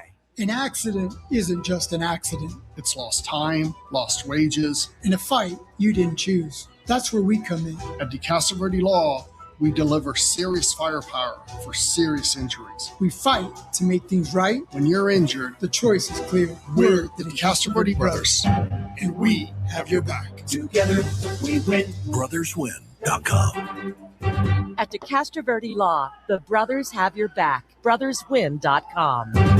This season, it's your turn to play like a pro with the William Hill Pro Pick'em Football Contest. No spreads, no guesswork, so I'm in. It's Steve Cofield. The William Hill Pro Pick'em Football Contest is awesome. Just pick the winners and take your shot at a share of over $1.2 million in cash prizes. For just $25, you're instantly in the game. If you dominate the season with 215 wins, you could score a $1 million cash bonus. Don't wait. Register now and lock in your picks before the season kicks off on Sunday, September 13th. Get all the details and find a location near you at williamhill.us. Must be 21 or older. Gambling problem? Call 1-800-522-4700. The band that helped start a revolution. Candlebox, live in concert. But you left me far behind. Saturday, October 3rd. At the Pavilion in Laughlin, Nevada.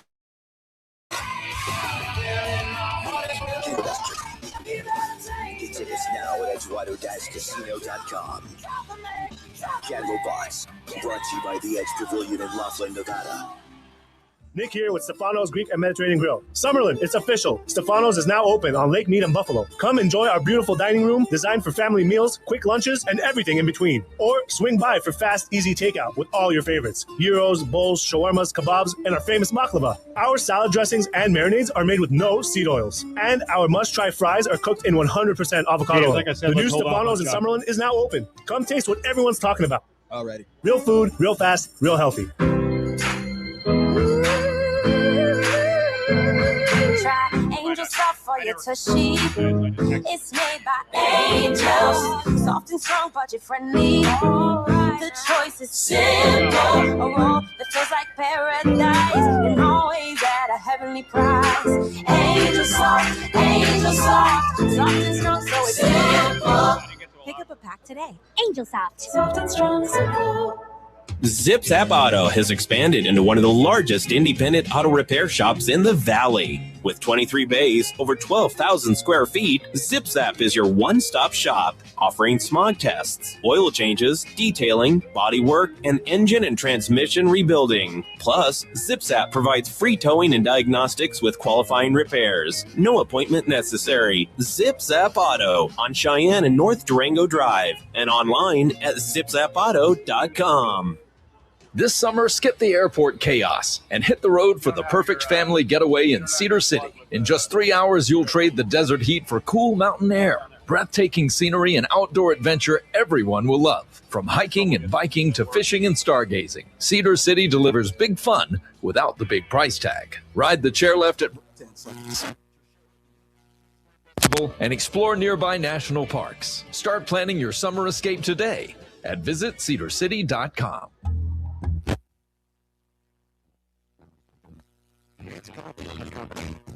On ESPN Las Vegas and ESPN.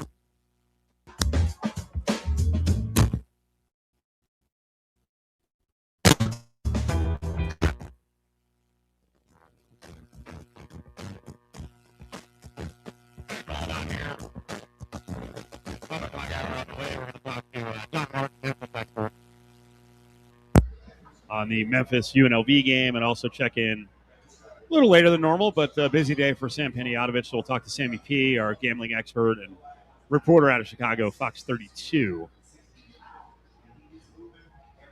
So with Sammy, I wanted to hit a bunch of props, but I always like running this stuff by you. Some futures. Alex White is here, of course, from FoxyOdds.com. Thank you. Brand new website. Doing beta testing right now. How did people go and be part of the test group? Well, you just go to FoxyOdds.com and you'll see right there. It'll say sign up today or join the early access, and then you'll just punch in your email. It's really easy. Some NFL futures to look at. Let's not be prisoners of the moment with Jaden Daniels because of the nonsense, with the number 5. What do we think Jaden Daniels is going to do this year? Well, if he can stay healthy, I think he will have a bounce back year. Wouldn't you think? I think that's the problem. And by the way, James, hey, let's give Chuck Esposito a buzz. Chuck's going to come on from STN Sportsbook, so we'll get Chuck up here in a second. We'll start with him on the Jaden Daniels thing. I have zero confidence Jaden Daniels is going to stay healthy, and I hate the fact that Laramie Tunsil went down. So I just think the way he has to play the game to succeed. Same thing with Jackson Dart. I would not bet any total over for Jackson Dart. And if you lose, you lose. And I'm not saying, you're rooting for someone to get hurt, but I think you have to play. You got to be smart when you play with certain guys. That the odds of them getting in 17 games is next to nothing. Man, I hope he can stay healthy. I really do. And there is I do think if Jaden Daniels can play smarter and not tuck the ball and run quite as much, right? I think he could. Let's bring in our buddy Chuck Esposito from STN Sportsbooks, STN Sports app. Hey, Chuck, how are you? I'm doing good, guys. How are you tonight? Pretty good. Alex White's here. It's Cofield. So we were just talking about some futures around the National Football League, and then we'll roll by the week 2 in the preseason with you and also what happened last night with the Raiders. We were just talking about playing over-under, especially offensive stats, and dealing with guys who have an injury history. Now, in the case of Jaden Daniels, it's not a long history because he's only been in the NFL for 2 years, but he had injuries in college. As a bettor, how would you approach a number like, I forget what it is in most places, 32-56 over-under passing yards on a guy like Jaden Daniels? Well, I think you look at a guy like Jaden Daniels, you look at a guy like Joe Burrow with the injury history. It's hard. I mean, that number is based on them playing X amount of games. If they're not going to play that game, you see a lot of maybe more sharper, sophisticated bets come in on the under due to the fact that those guys may sit the last week of the season if it's a meaningless game, and may be out for a certain time because of an injury. So, we're going to move it a lot faster on some of those props based on who's playing it, but it's definitely something to consider, especially when you see some sharp money come in on the unders. I'm glad you brought Burrow into the conversation because for a lot of people, a real hot play is Burrow 8-1 to win MVP, and I guess you got to kind of have the same rationale, right? Yeah, I mean, if you're going to take a flyer on him, you know that he's got Chase and he's got Higgins and Chase Brown, not a great defense, a team that could be, in a number of shootouts, which bodes well for Joe Burrow. However, he's got to stay upright for that to be a value ticket at 8-1. All right, let's talk about last night's game. Raiders, in the end, come through, but it was real ugly there in the first half. And I want your thoughts on Fernando Mendoza and what you saw. Well, I mean, number one, the first half, really, we saw a big push on the Raiders. And I think that was because Mendoza was going to play the first half and Stroud and the offensive players for the Texans weren't. Overall, it was a good outcome for us. Even though the Raiders won the game, the first half was the bigger of the two decisions. I know we talked about this the last couple of weeks, and I think the Raiders make the right decision again by not starting Mendoza. I think, you make the mistake that he made last night on the Texans 20, and the ball probably falls to the turf in college. In the NFL, it got returned for an 80-yard touchdown. So I think, he still has a lot of stuff that he has to learn. He admitted that. I give him credit for trying to chase that guy down and make the tackle. He gained a lot of respect from me for doing that. I'm sure Raider Nation wasn't happy that he landed on that shoulder. And, if he was out for an extended period, that hurts. But there's still a lot he has to learn. I think they clearly make the right decision. Although they haven't announced it publicly yet, I think you have to start Kirk Cousins. There's still many question marks for me on Fernando Mendoza at this point. I think he will be a good pro, but I think he needs to sit for a while and really understand the speed of the NFL game. Correct me if I'm wrong. I thought you were telling me that much of the betting in these first two games has been pro-Raider on the Raiders side. Is that correct? It has been, but it was a much bigger push on last night's game on the first half, knowing that he was going to play the entire first half and that the Texans weren't going to play a lot of their starters. So the bigger decision for us last night was first half, and the Texans were dominant in the first half, which was a positive outcome for our side of the counter. Alex White's here. It's Cofield. Chuck Esposito, STN Sports App, Sportsbooks, is with us. I'm going to start with Alex on this and then bounce it to Chuck.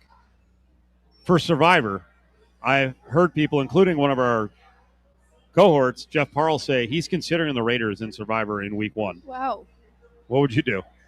Any shot? I do not think so. Okay. Chuck? What do you think when you hear that? I think it's tough. I mean, they're going to have to – you look at their schedule and who they play in their division. It's a really tough division, and the three teams above them are all playoff teams and really, really good. I know you want to pick teams that you may never have you don't want to have to use again, but, man, I think it's really tough. I think the Jags are a team that I might pick. I know that there's a certain team out west with a double-digit number that everybody seems to love. But that's the big favorite, and I usually stay away from that. I like the Jags more than I do the Raiders week 1 for a Survivor pool. Yeah, whatever Survivor contest you're in, you're making an investment. That's a lot of money to spend on what could be a one-week experience on a Raiders team. And here's my worry, because even with Kirk Cousins in there, again, watching the O-line last night, and all the ones weren't playing, but the O-line's my biggest question on this team.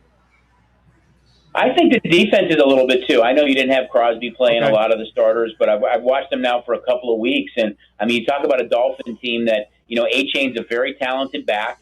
And although Malik Willis, has been in the league for a while, he's still a serviceable starting quarterback. I think the Dolphins, gave him a big contract. And to me, it's not a lock the Raiders blow them out week 1.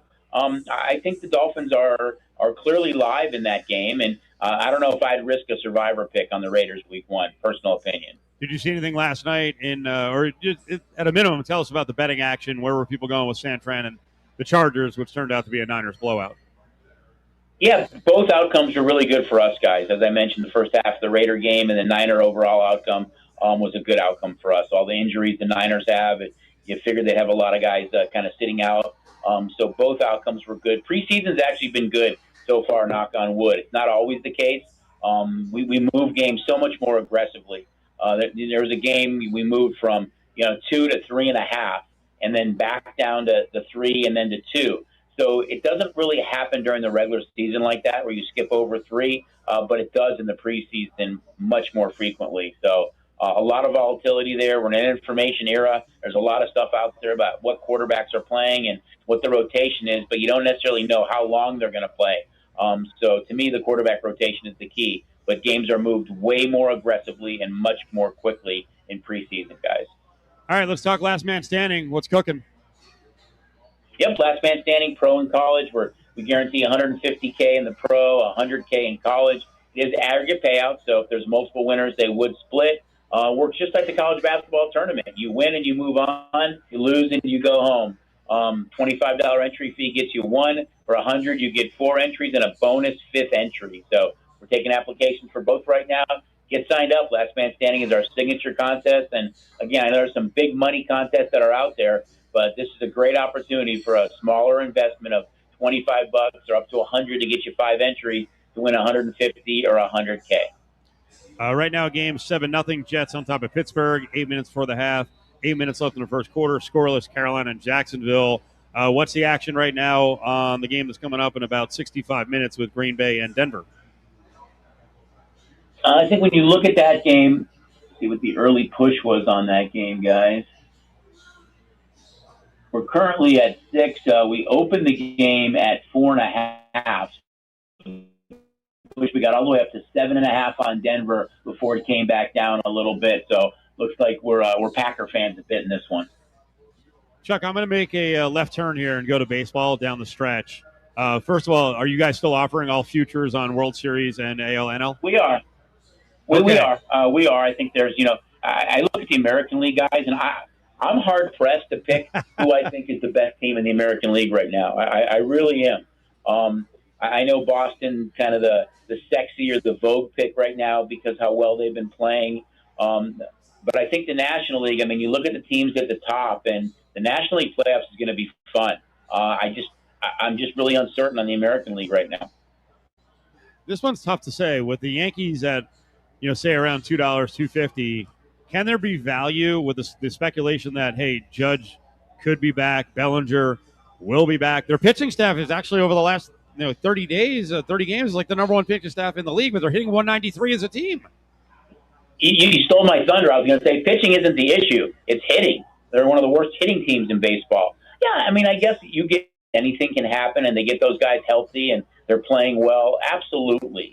There's the mystique about the Yankees, but, it's just hard to like a team that is struggling so much. But with I'm on island on the.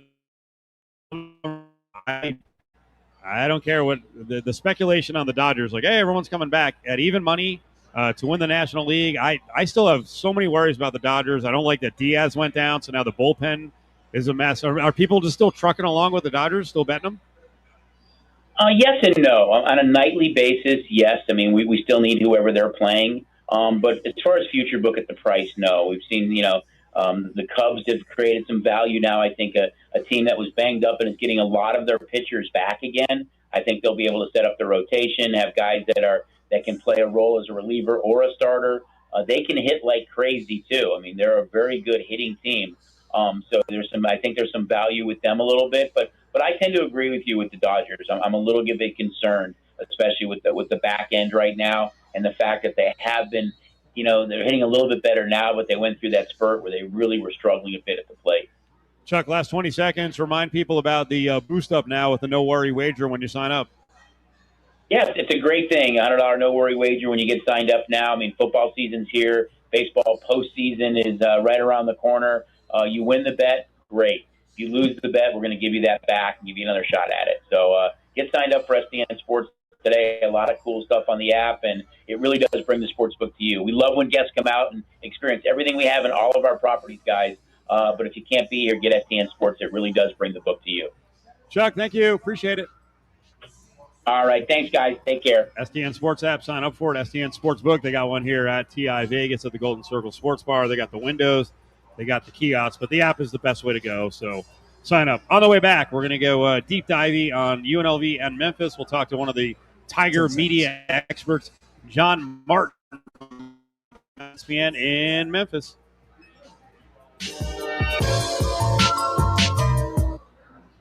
Gambler's Bonus hits again. On June 14th, Betty hit 4 fours, clearing her Gambler's Bonus 4-of-a-kind bingo card for over $11,000. Betty hit big, and so can you with Gambler's Bonus. It's why you play the game. Sign up today for a new William Hill Nevada mobile sports account, and you can earn up to a $250 bonus bet after placing your first qualifying wager. The William Hill Nevada mobile sports app allows you to bet on the go from any iPhone, iPad, or Android device from anywhere in Nevada. Sign up today and you will never miss another bet. With the largest wagering menu, the mobile sports app features same-game parlays, early cash out, and live in-play wagering on all major sports. For more information, official rules, and to see participating sign-up locations, visit williamhill.us. Must be 21. Gambling problem? Call 1-800-GAMBLER. Nothing I hate in the car business more than a bunch of damn liars. That's why I created GiveMeTheVin.com. Hey, James, we go straight to this right now. Put in your license. Yes, sir. We do what we say we're going to do when we say we're going to do it without a bunch of games. We come to you with a check or pay off your payoff. Look at what people have had to say about GiveMeTheVin.com. It's real. It's here. We're the Amazon now of car buyers, and we want to buy yours. Sell us your car. GiveMeTheVin.com. So easy you can do it in your underwear. I was in a wreck. I need a check. I was in a wreck. I need a check. I was in a wreck. I need a check. I'm attorney Kevin Rowe. Getting rear-ended once is bad enough. Don't let the insurance company hit you again. The low ball. Call an experienced attorney who knows how to fight and win. Call Lerner & Rowe today. 877-1500. Lerner & Rowe is the way to go. Call 877-1500. 877-1500. Randy Westbrook, managing attorney. Your sandwich should pay you back. Download the Port Perks app today and start earning rewards every time you enjoy Port of Subs. Slice fresh sandwiches. Port of Subs. Listen to UNLV Sports right here on ESPN Las Vegas, 1100 AM and 100.9 FM, KWWN, Vegas. Now back to Field Company. ESPN Las Vegas. Back here on Cofield and Company. Yep, just 8 days until the opener, week 0. Memphis is in town to take on your UNLV Rebels, and John Martin covers the Memphis scene as closely as anyone for 92.9 ESPN. So first off, who is Charles Huff? Because you and I have talked a bunch of times. I don't think we ever got into the process of hiring Charles Huff. Yeah, I think he's a builder. I think he's a coach who has obviously coached under some of the most high profile guys in the sport, James Franklin, Nick Saban. And I think he takes a lot of those principles with him. But he built at Marshall where he kind of hit the scene and upset Notre Dame. Then he took a better job with a little bit more resources in Southern Miss. And I wouldn't say he found the same success. But again, I don't think you're dealing with a bunch of resources in Hattiesburg either, and obviously, took him to bowl games and had success there as well. So I think Memphis looks at him as a guy, Steve, who went to jobs that didn't have a lot of money, didn't have a lot of facilities, didn't have a lot of resources, and found ways to be successful and build. And they said, hey, we have just about as much, if not more, than anybody in the group of 6. Come try your hand in a place where you're going to have the things you need. So I think that's kind of the thinking behind hiring Charles Huff here at Memphis. Was there a yearning amongst fans? You know how these things go with coaching lists where they wanted a much bigger name? Yeah, they wanted your guy. They wanted Dan Mullen. And I get it. I mean, Dan Mullen is a name where if you're in Memphis, you remember the Mississippi State days, right, with Dak and being number 1 and obviously UNLV had a super high octane offense last year. And there's no doubt that Dan is doing a really good job and honestly did a good job in Florida, with the benefit of hindsight, even if they didn't think so at the time.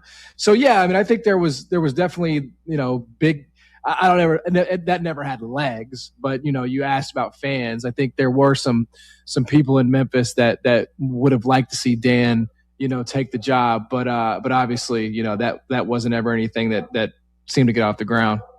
Let's talk offense first and his choice of OC, who comes over from Old Dominion, Kevin Decker. What do we know about him? Points. That's why Charles Huff hired him at Old Dominion. You know, last year you look at their quarterback, Colton Joseph, who I think is at Wisconsin now.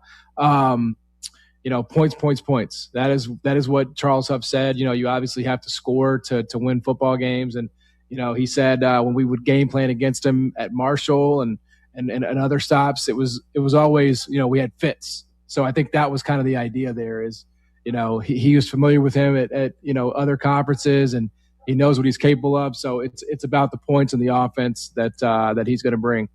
Obviously, the quarterback battle is a gigantic thing at Memphis with Marcus Stokes and Aaron Nolan. Can you give the Vegas audience the background on each guy? Well, you know, Marcus Stokes is a guy that was committed to Florida, and you know, then he had you know, some personal transgressions where he used a slur. I think he was singing it as part of like a rap song or something, but it still happened, and obviously you know, he had to take a little bit more of a wayward route back to Division I, but obviously the talent is there. Finished second in the Harlan Hill Trophy, or for the Harlan Hill Trophy, which is the best player in it's basically the Heisman of Division II. Trinidad Chambliss a couple years ago finished third. So the kid is coming in with you know, a lot of ability, obviously. And then for Aaron Nolan, you know, Aaron Nolan is a guy who, you know, been to Ohio State, been to South Carolina, never for whatever reason was able to you know, to get the starting job, but ultimately, you know, I think they have a bunch of talent in that room. It does seem like it's going to be Marcus Stokes. They gave him the bigger bag from an NIL perspective, from what I hear. But you know, they're saying it's still a competition, even though it feels like kind of a foregone conclusion that Marcus is going to be the guy. By the way, on the size of the bag, I don't know what Memphis has in terms of total budget for two quarterbacks. What are we talking? You have a rough range of what they're, you know, paying each guy? I don't know about each guy, but you know, I was told it was approaching seven figures for Marcus Stokes. Yeah. So, no. Yeah. Okay. Yeah. I mean, Memphis ain't. They're not. I don't know if you know. I don't know if I can curse James, on your how show long here, is but this? they're not BSing. Yes, sir. So we still got like 9 minutes and 45 seconds left. All right, cool. In the group of 5 or group of 6 or whatever it is now, they're one of 2 known schools that are doing full rev share along with South Florida. So I don't know if they're going to be able to do that forever. In fact, I know they're not going to be able to do it forever. But for now, they are definitely doing it. And obviously, you know, Marcus Stokes is going to be one of the beneficiaries of that.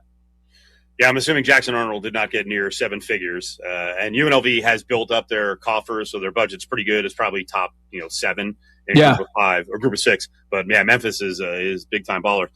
One thing I wanted to get straight: Aaron Nolan lefty, Stokes righty. So if they were interchangeable during a game, that would be kind of an interesting look for the offense, I think, adjusting. Yeah, I mean, you know, everybody seems to think you're going to see it, you know, in the first game.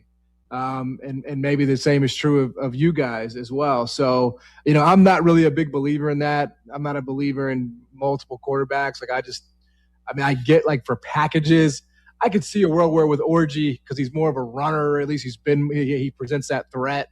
You know, I could see that. But if you have 2, because that's not Nolan's game, right? Nolan and Stokes, like, they're quarterbacks. So if you have 2 pure passers, it doesn't really make sense to me, and it doesn't seem suitable to use both of those guys. They say they might, but you know, I think that's just talk, really. John Martin talking Memphis football. Is Memphis in town in 8 days to take on UNLV at the Al Allegiant Stadium in a 7 p.m. local start. All right, offensively, what is going to be the philosophy? Most of what I've read is Huff ain't about throwing 40 times, that he's going to use a lot off his running game here. I think it's really interesting that the O-line is an entirely new O-line, like 9 transfers, and then the running back room is all basically new as well. Yeah, I mean, that's the thing about college football these days is like you don't, especially with a new coach, you have no idea. Now, he said things like, I don't care how we win. If I have to score 60 points and win 62-60, I'll do that. If I have to win 3-2, I'll do that. He said, you know, he also said he wants to snap the ball as fast as humanly possible. You know, that was the beginning. That was, you know, before he actually assembled the team. So that was his introductory press conference. So you never know, right? Like you never know. Guys kind of get gassed up, they get excited. I mean, he's great at that. Like, he is a great talker. He is a great seller of the program. He said, I got to be Martin Luther King, I got to be Vince Lombardi, and I got to be John F. Kennedy at Memphis. I got to be all those things. Just let me know when we have 1 minute left. I think just being a winner would be enough, but obviously, I do think there has to be some community outreach. My point is, great seller, but who knows? We'll get our first look at what he really can do, with his roster. But he did say, he wants to snap the ball fast. He wants to play fast. So that's going to get put to the test, obviously, on Saturday. And I will say to the Vegas audience, while the belief is, hey, you're facing a new coaching staff and 71 transfers, it is key to mention that some of the coaches came over from Southern Miss. You just mentioned the ties of Huff to Guidry.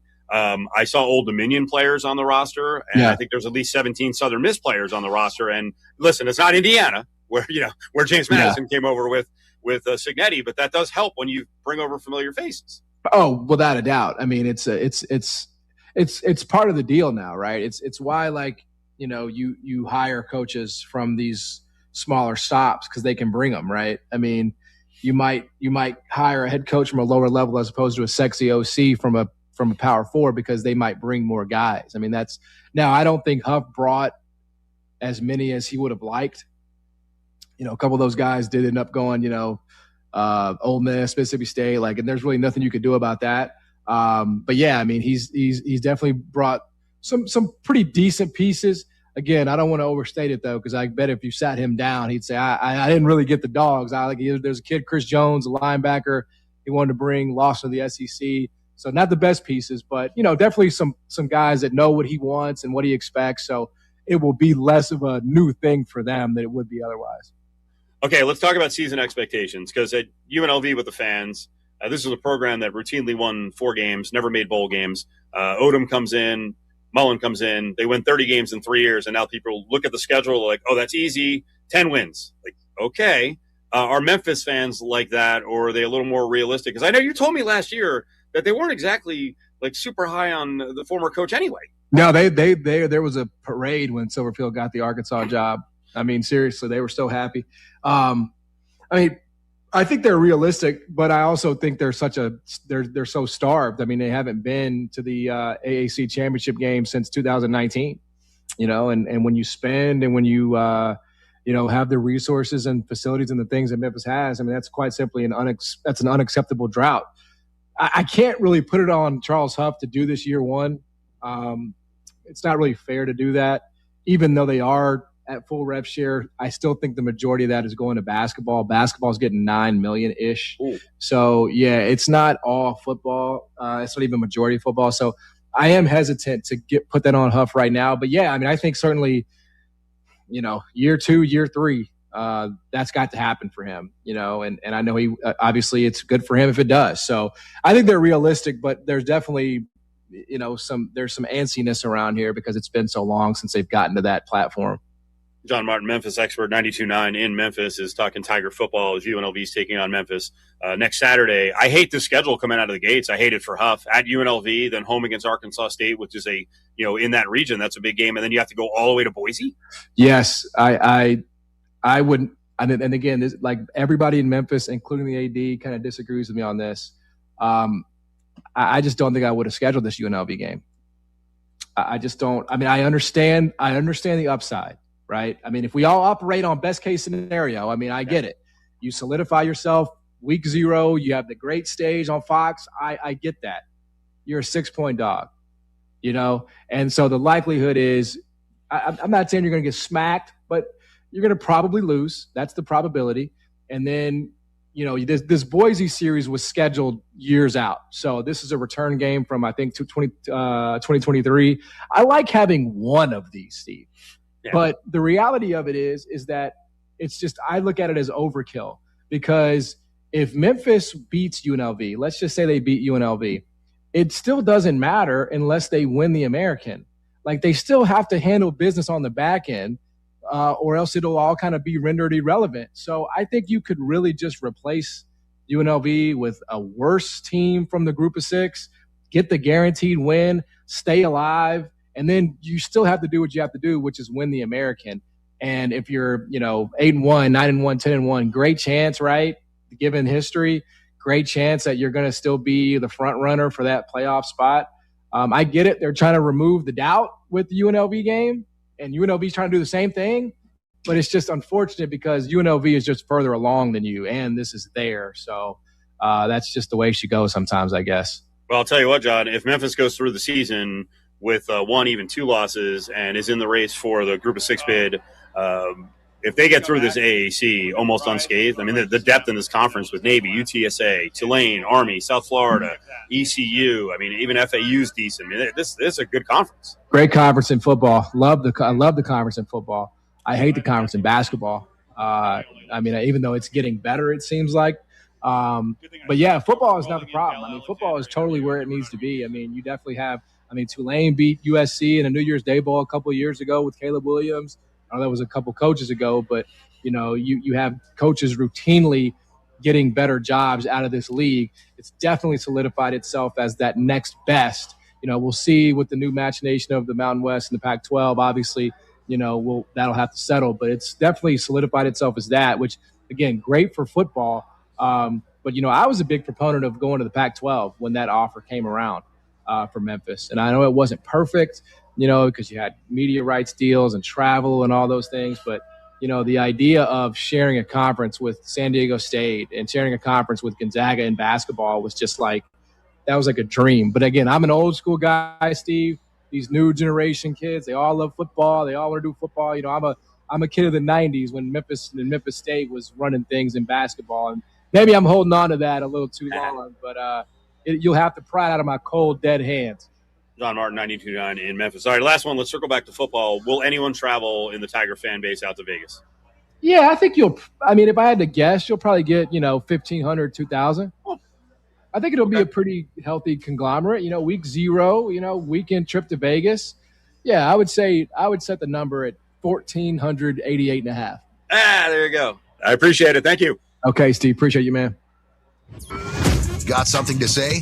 Hit us up on the Bay Law text line, 702-364-1100.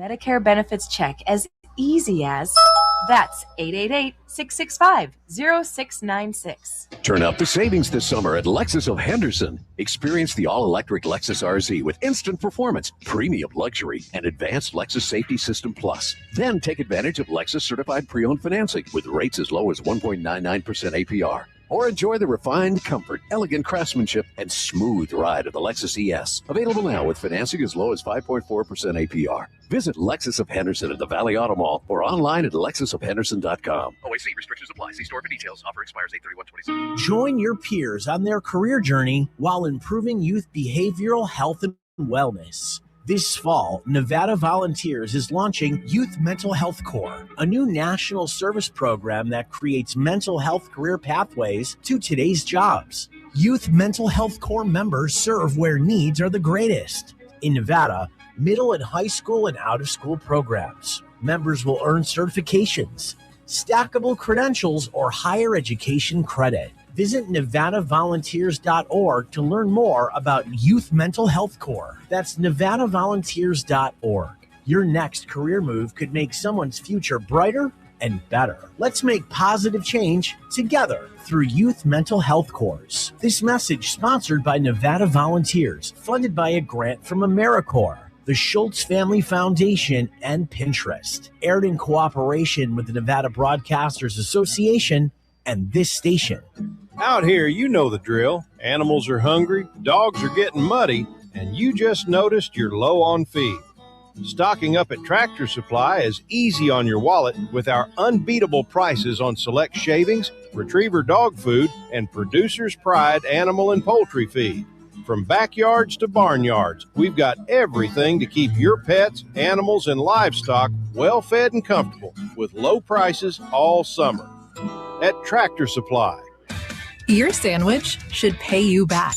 Download the Port Perks app today. Start earning rewards every time you enjoy Port of Subs.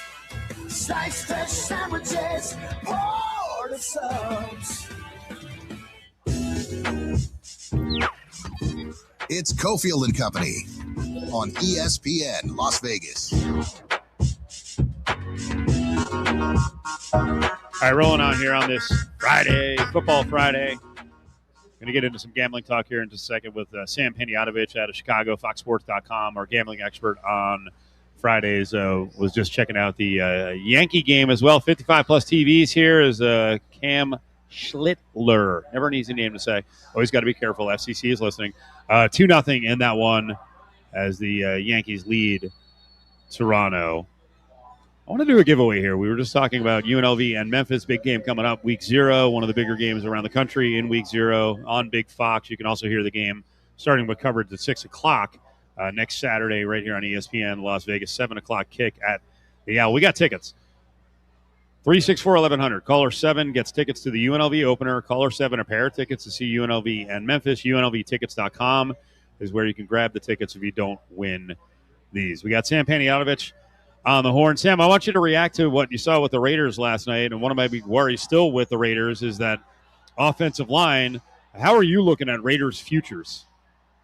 Which is so funny. Last year in the first round, they take a running back. This year with the first overall pick, you take a quarterback, which you understand, obviously. When you have a chance to go 1-1, you take a quarterback if a quarterback is there, and the quarterback checks a lot of your boxes.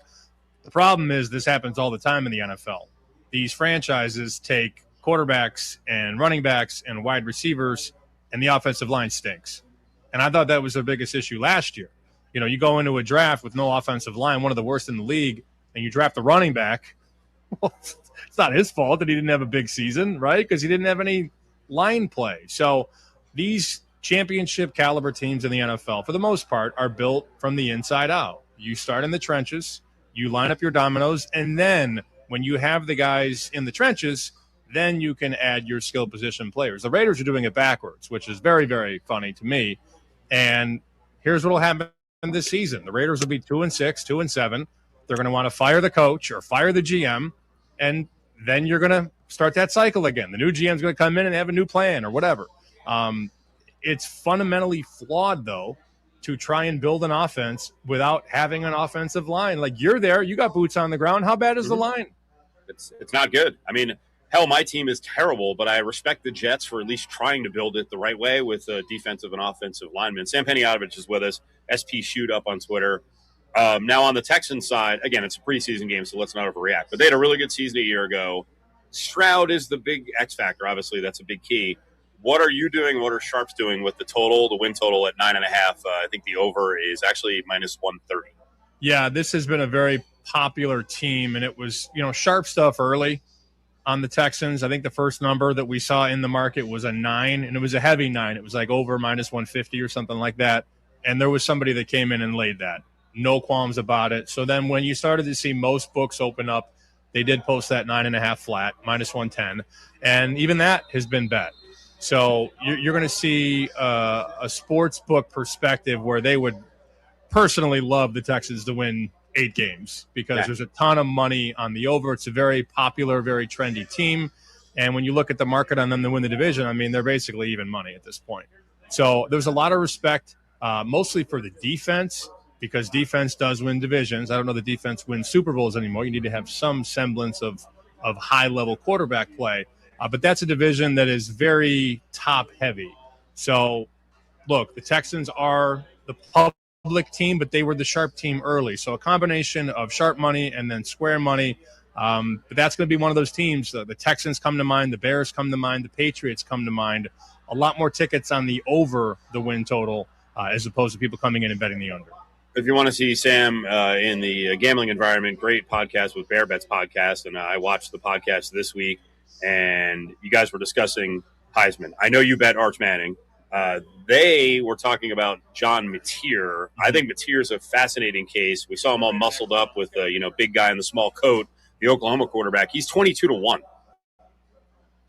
Look, usually I don't find myself at the top of the board. We've had these conversations for it feels like half a decade now about how to attack the Heisman market, and usually I look at 25 or higher.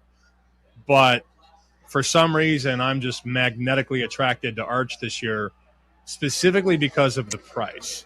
This time last summer, Arch was the consensus favorite, Steve, and he was 6-1 in Vegas. I think there was an offshore book that had plus 550, which had me just laughing that a guy who's never really taken a snap as a starter is one of the shortest Heisman favorites we've ever seen.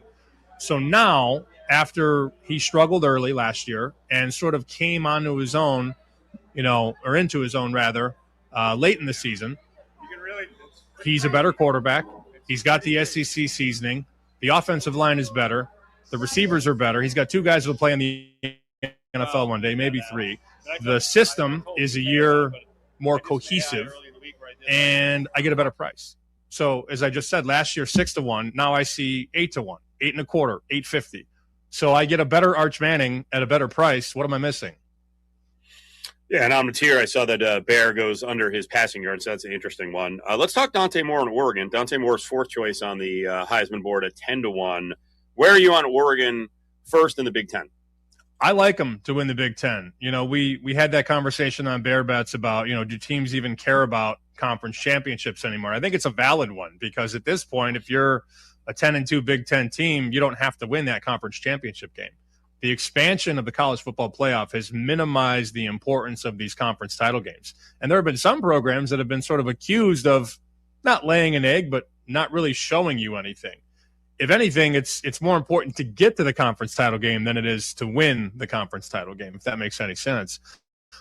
But I still think Dan Lanning is not going to lay down. And when you look at the price, when we see Indiana plus 175 and Oregon plus 275, I don't have them $1 apart. I just don't.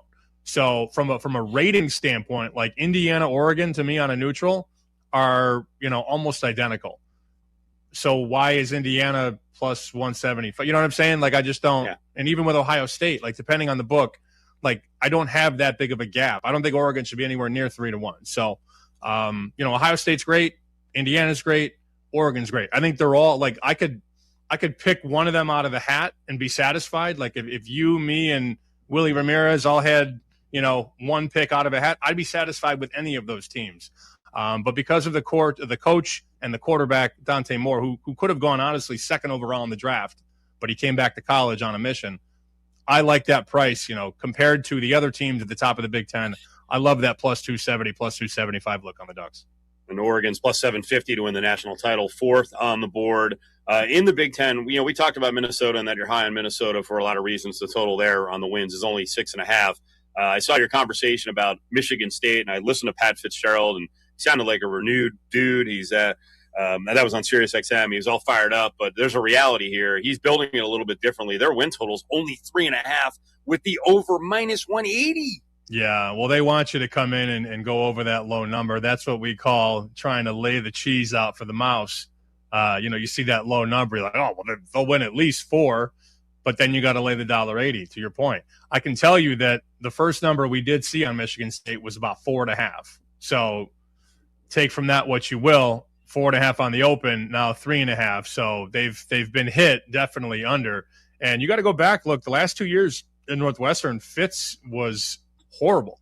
Now, is it all on the coach? In college, I would argue it is more than any other sport. But they went 4-20 his last 2 years in Evanston. That's not going to cut it, Steve. It's just not. And the problem is there's not a culture there. Michigan State was bad last year. And now he comes in and they have like 4 returning starters, and he has no tentacles in the program. So to expect Michigan State to come in and hang with the big boys, you look at their schedule from a point spread standpoint. I've got them favored in the first 2 games, and then I've got them dogs in the final 10. So even at 3.5, I'm not going to bite that cheese over. Sam Panayotovich, we have him on because he's really good. He's very well researched. You can find him at SP Shoot up on Twitter. And I referenced that being well researched. I feel like college football comes as a rush to a lot of people, and I hate freaking blanket statements like, oh, the ACC stinks, Miami's going to roll.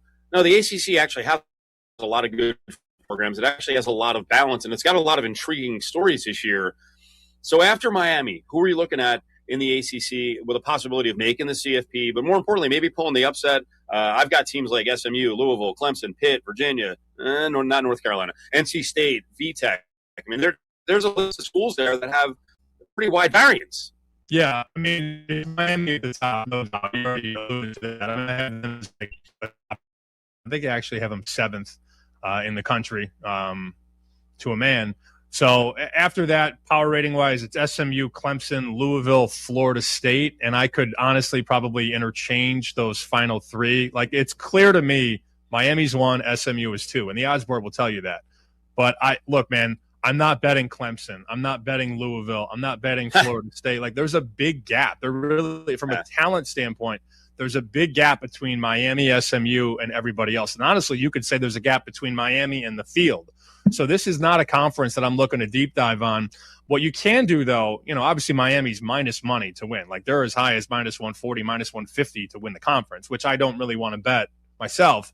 But some of these books, and I know a lot of the Vegas books do this too, you can bet a team to make the conference championship game, not win it, make it. So take a team like Pittsburgh at 18-1 to win it. I'm not really interested in that, but how about 9-1 to make it? You mentioned Louisville. Now that's going to be a lot smaller of a pay because they're about 8-9-1. So you're going to get 450 to make the championship game. I don't think Miami is losing this conference. So I think they're going to go 11-1, win the ACC. But there are some teams, whether you like Pittsburgh, Virginia is a very trendy team in the wise guy circles. They're like 10-1 to make the ACC championship game. And then look, Cal's got a quarterback, man. I don't know how many of you have seen this JKS kid play. Baby Tua is what they were calling him last year, the kid from Hawaii. He's special. Now, they're 40-1 to win the conference. You cut it in half, they're 20-1 to make the championship game. So you can get rewarded if you go down the board, but I wouldn't get crazy and play a team to win it. I would play them to make it. Better win total over North Carolina or Florida State? North Carolina's only 4.5, Florida State's 6.5. God. Can I took North Carolina under against JV2. Took North Carolina over. He thinks Belichick will have a nice bounce back year. Respects his abilities as a DC. By the way, his son right now, as we're doing this conversation, I don't think his son is back. So he is going to be the DC. So obviously we know about Lombo. It's a mess there. They play 11 power opponents too, and last year was a train wreck. Man, they may have gotten better because some of those guys will have developed. That's the one thing Bill has always done pretty well. He's developed players. But they bring back 6 starters. They got a new quarterback. You look at the schedule, though, man. It's not that I want to rattle off the entire schedule. They play East Tennessee State, and then every other team has a pulse. Every other team. So I lean under. I don't really love it. I'm a little bit higher on Florida State. I know the Vultures are sort of circling Mike Norvell down there in Tallahassee, but I bet them week 1. Or sorry, no, that is week 1 because week 0 is New Mexico State. Week 1, make that make sense. Their second game is in week 1. We took 3 against SMU. They're at home in that game, and I really like that they get the tune-up. They play that first game where SMU's first game will be Florida State. So I tend to like that angle, and you're giving me 3 points with a team I think should be a pick-em in this game. So I would probably go over on Florida State, sort of buy the dip, but I definitely bet them in week number 1. That's a Sunday night game on September 7th. Took the 3 against SMU. Sam Panayotovich up on ESPN Las Vegas, Cofield and company. On to the NFL. On Bear Bets podcast, he was talking about Jayden Daniels and under his passing number, which is around 3,250. Are we prisoners of the moment right now because of the Jayden Daniels LSU thing? Because I think there's other reasons to be worried about Jayden. Obviously, health from last year is a concern. They've already got issues on the line with a tackle injury with Tunsil out. Absolutely. And I think, Bear made the point, and I think he was being – I don't know if he was being facetious, but he was like, isn't this sort of a karma play? And I don't tend to do karma bets all the time. He only played 7 games last year. That's sort of where I want to start. And I think the issue with Jayden Daniels is durability. Can he stay on the field? Because from the bottom down, that's not a big guy, Steve. He's just not. Yeah. He's a very string bean type quarterback. And they list him at 210 pounds. I would bet the under 210. I think he's like 195. He's just not big legs, not big thighs. He's just not a very strong quarterback below the waist. And, he wasn't great last year, man. I mean, he had 8 touchdown passes in 7 games.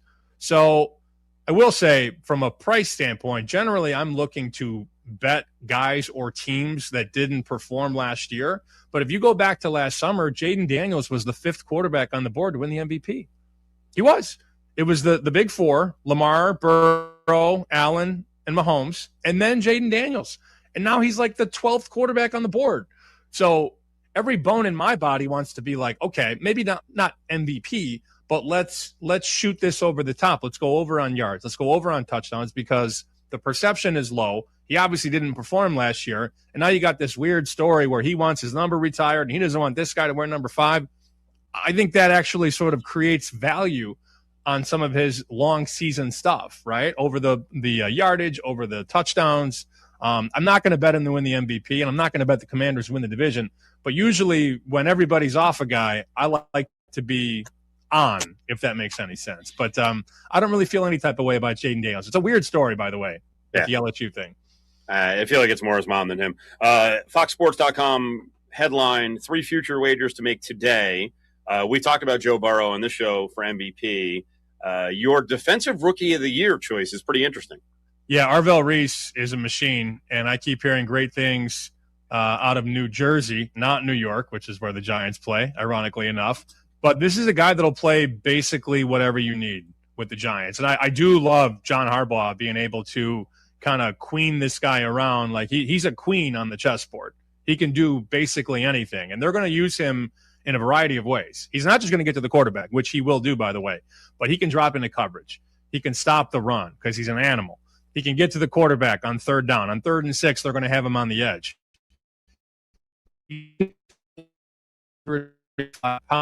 Literally matched size, speed, and he's going to be a nightmare.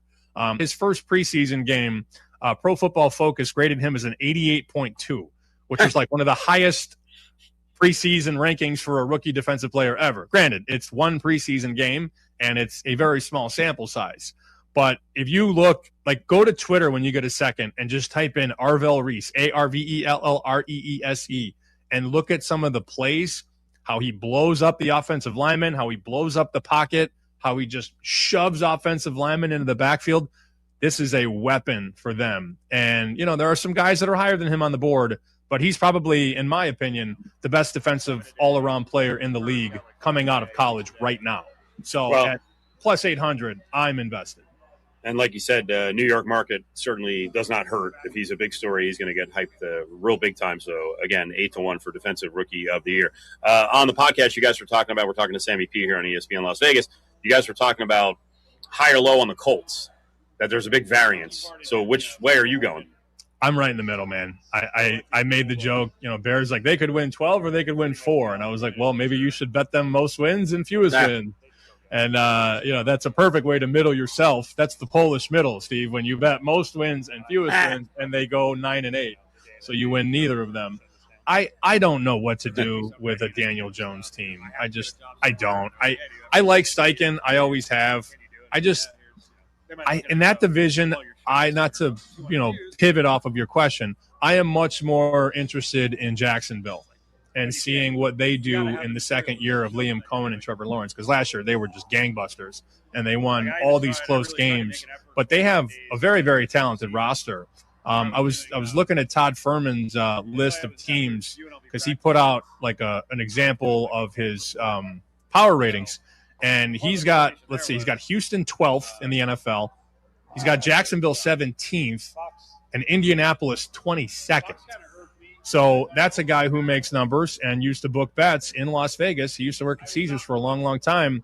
When I see Todd Furman, a guy that I respect a ton, have the Colts on line 22, that doesn't really get me excited to bet them. And I do feel like Daniel Jones is going to turn into a pumpkin, like the clock is nearing midnight. So I don't have any bets on Indy over or under. I didn't bet them to win the division. I like Jacksonville of all those teams. But I understand what Bear's saying. They are a very, very, hot and cold team. I can't quite figure them out. Sammy P is with us at SP Shoot. All right. One of the reasons I'm freaking fired up that you are now a reporter with Fox 32 is because we always talk food on the show. And food is going to be part of your sports reports. And I got to reference a sports report that you did recently. You were at a tailgate, and you had a planned shot, but someone didn't communicate, and they kind of blew up the shot. But your ability to react on the fly was awesome. Where was the brat on the little mini grill? The whole setup is there. Come on, guys. I'll give you the backstory. So this year, when we do Bears home games, I will be in the pregame show, which we'll do for an hour before the national pregame. I will be at the tailgates with the fans. So this was the first preseason game, my first ever, live day with, Bears pregame. And they sent us out. I did my first hit, and the host, Cassie Carlson's like, make sure you get us some food and bring it back to the studio. So I found a tailgate that had a bunch of brats. And I asked the woman who was on the grill, I was like, can you save me 2 brats, and I will show them. I laid the brats on the grill. We go live. And I go to the little grill, and I'm like, and Cassie, we have brat. And I lift the lid, and there's no brats. So somebody had packaged the brats, not knowing that we were going to do this on live TV. So I'm trying to react, and I'm like, the brats were there, now they're not. And I'm walking back to the camera, and some girl walks up with a beer bong. And I was like, what is this? And she goes, you got to do this. And I think you heard the clip. I say out loud, can I do this? And then just torque it. I mean, just straight down. And it went semi-viral. People loved it. My bosses liked it, but they said, no more. No more drinking. I love the way you closed. I love the way you sent it back to studio. You were just like, yep. You didn't say anything. You're just like, I got beer in my mouth. How do you prepare for that moment? You don't. And that's not scripted. That's just live television. Well, but I think it was a really well executed live hit, given the fact that we pivoted to that. But I was told if this was a regular season game, the Bears would not be happy with me drinking on television because it's a family show, Steve. That's what we've been told. I get it. But being able to do stuff on the fly is important. I remember a classic shot, and I think it was before you got to Boston, of Heidi Watney, a reporter for the Red Sox, was at one of the concession stands, and they're like, hey, they're just introducing chicken and waffles. And she took a bite of the chicken and waffle, and she looked like she was going to hurl live on. She couldn't stomach it. I was like, wow, this turned into a friggin' disaster. Let me tell you, the other thing that's happening is the fact that you're back in Chicago. It's one of the great food cities in this country. And someone sent you a picture of, I think it's Wrigleyville dogs.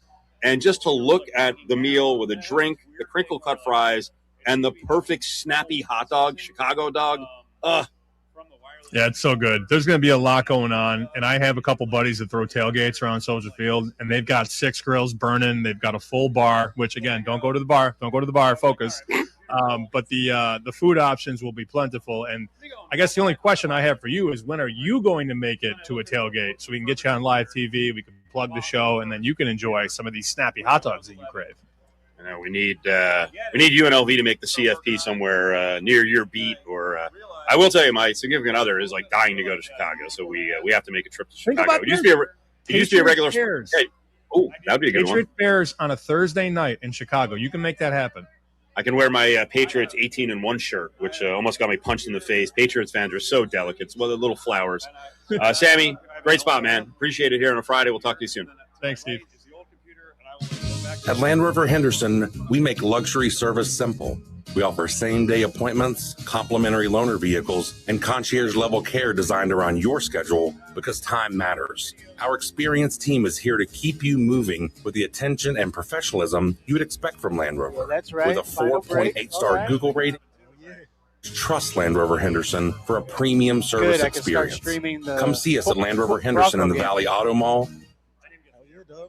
Oh, man. No time to waste. I'm having a This hard time season, with get all in the the game with the William Hill Pro Pick'em Football Contest. Yo, I'll send you my website that I use. Yo. All right, bet. $10,000 in cash prizes. For a $25 entry fee, you'll be picking for your share of $10,000 in weekly prizes. Finish with 215 wins and get the $1 million cash bonus. Register today and get your picks in before kickoff on Sunday, September 13th. For more details and to see a list of participating locations, visit williamhill.us. Must be 21. Gambling problem? Call 1-800-522-4700. When you don't feel well, the last thing you want to worry about is how much a doctor visit will cost or how long you'll have to wait. That's why Radiant Start Checking includes 24/7 telemedicine access to licensed clinicians by phone or video, all for just $7 a month.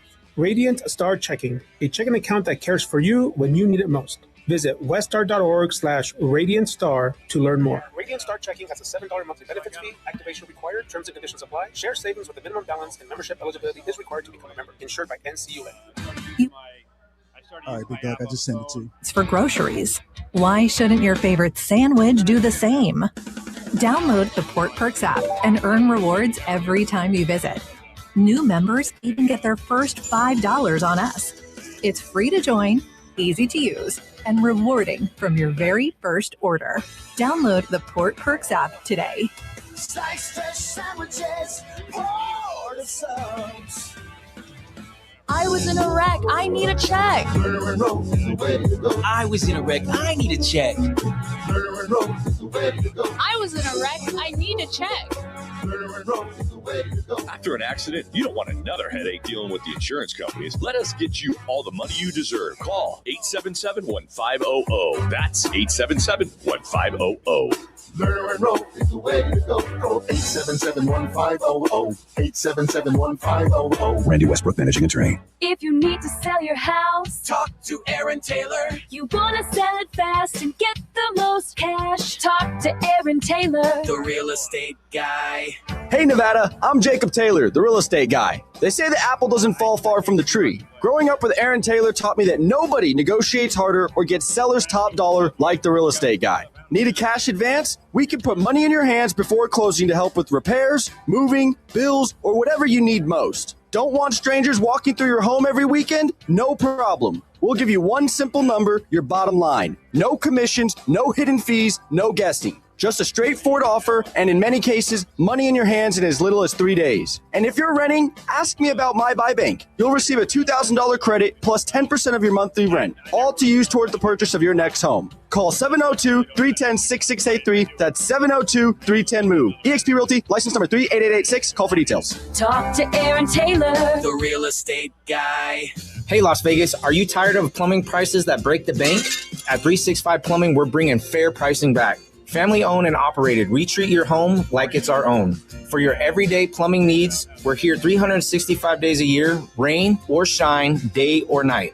Extend the life of your water heater right now. For a limited time, take advantage of our water heater flush special for only $26. Visit us at 365plumbingnv.com. 365 Plumbing, because where the water flows, 365 Plumbing goes. By the time August rolls around, you've stopped being surprised by the heat. You walk outside, you get in your car, and wait for the AC to catch up. And at the end of the day, the one place you need to be cool is home. Your AC has been running since May, morning, noon, and night. And when it stays hot overnight, it never gets a rest. It just keeps grinding until something gives. At Gettle, we've been doing this for over 85 years. We know what a summer like this does to a system.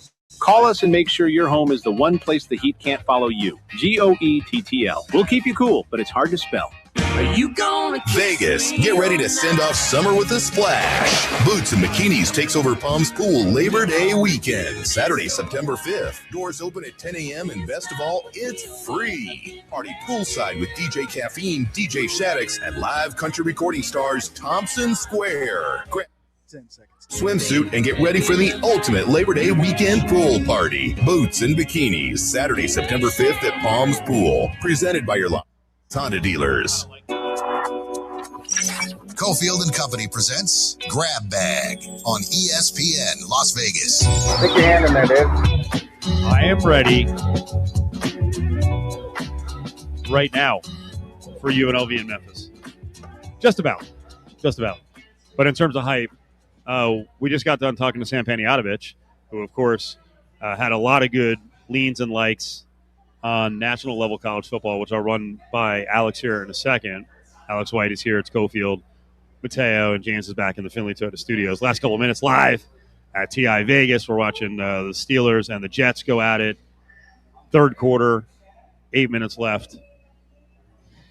7-0. The barn burner. I think we went over this already. You're not a big preseason bettor. Even though Drew Aller's playing, I am not. You don't get fired up for Drew Aller? No, there's just so many unknowns. I mean, what are you going to do? You have a whole different rating for the second string for the first half and the third string for the second half. So it makes it very tough. How about last week? Steam. Yeah. 0-9. Not good. Good for the books, bad for the bettors. Definitely. Which so crushes every time I talk to a casual, especially media people, and they're like, you guys are just absolute degenerates betting preseason football. And I'm like, no, there's advantages. You can win. Yeah. 0-9. Small sample, 1 week. True. There are advantages. You are right. What's the number one lesson? Week 1 and 2 in the NFL and college football. Take a deep breath. Nothing you see is set in stone. Correct. And your unit size. Make sure that you are comfortable with what you are betting. Oh, I got it. Okay. Oh. Right. Be careful. Yes. Be consistent. Right? Be consistent. Yes. And within a day, week 1, don't start chasing late in the day. That's right. Please. Okay. Real football's here next week. And like I said, I'm ready. That conversation with John Martin, and we're going to have a lot more on Memphis. Our vast social media crew will chop up a lot of what John was talking about so you get a better preview of Memphis. In getting ready for that discussion, I found a really good chart of Memphis roster and their experience. So I am freaking ready to go. Now, that said, I don't know what the hell is going to happen next week. I can take a guess at it. What do you do for week 0? We've discussed this. Now with college football in flux more than ever, do you actually reduce units? Yeah. Watch your unit size, as you just said a minute ago. Right, Yeah. but do you reduce it because it's just crazy now? Yeah, I will go smaller the first couple weeks to really try and get a feel for the teams because I feel I'm the best after I have 4 weeks of adjusting myself after seeing the results going through the box score. So, but I will say I definitely lean towards stability when it comes to the craziness. So the fact that Memphis is coming in with a lot of new players and a new head coach, that already kind of offsets it. And it's a big step from the Sun Belt for him. No. Oh, Sunbelt is a coach. Yeah. Yeah, Huff. Okay. I'm not that worried about him. And as we talked to John Martin about, he brought 4 coaches over with him from Southern Miss. He also brought over 17 players from Southern Miss. He also brought in coaches from Old Dominion, who that guy brought players with him. So I think that helps. Does UNLV have a coaching advantage? They should because of the continuity. Right. But here's what week 0, any of these games that have steamed a little bit, like UNLV's gone from 3.5 to 6. That's one that I would look at, and I won't bet it. I'm a professional. I'm not going to bet on a team I cover. The one that really intrigues me is NC State and Memphis. That's 5.5. Let me get it right. NC State and Virginia. That is 5.5. Where did it open? Do you remember? I got to look it up. Okay. That seems to me like a big spread for two ACC teams that are basically they're both in the 18 to 23 to 1 range to win the title, which they're long shots, but they're like teams say 7 and 8. Yeah. I don't know if I want to be laying 5.5. Keep in mind, Virginia also 2 new quarterbacks, Holstein. In from Alabama and Pittsburgh. Boy, if I can remember every transfer in the country and all 7 schools they've been at. You do start to do that as the season goes on. It starts to. I'm okay with UNLV. I out. try. Bo Pribula is actually the starter after being at Penn State and Mizzou, and we're not just handicapping on quarterbacks, but C.J. Bailey's an experienced guy and a pro prospect at NC State. Yeah, and I like the program that Doran runs there. So we'll see about that one. See, I'm getting excited. Could be a good big one. Unit size. Reduce the unit. As Alex said, shrink the unit. Don't play as aggressively as you normally would. And with all these transfers and the portal movement, things are crazy. So going back to, you asked me the question about if these players do play and it's kind of late notice. That is what our system is kind of all about, is each player having a power rating and then what they're worth, with the next guy up kind of mentality. So I don't think those positions are necessarily going to move the line too much. I don't think they will at all. Yeah. I also think and what we were talking about was the 5 and 5, where there's maybe dozens of super seniors coming back to play college football. They're not going to play a lot of reps for like a month. You don't just even if you're a part of the squad, there's conditioning, there's altered systems, there's the fact that everyone else has been getting reps and you haven't. So you're not just going to go, hey, you were the starter at cornerback saying you were going to get 42 snaps a game, and now senior came back, so you're at half, he's playing. Like, it's not going to happen. So I don't think the impact will be massive. Believe it or not, there might actually be some quarterbacks who may pop up in different places, which is, hey, if he wants to sue, I think like for a 9th year. Imagine if Diego Pavia popped up somewhere. All right, well, thanks to everyone here at TI Vegas for hosting the show. Thank you, James. Good week of work. Mateo, appreciate it. Have a great weekend. Check out our socials. We've got a bunch of stuff up there with recap videos of the show. Alex, have a great weekend. Thank you.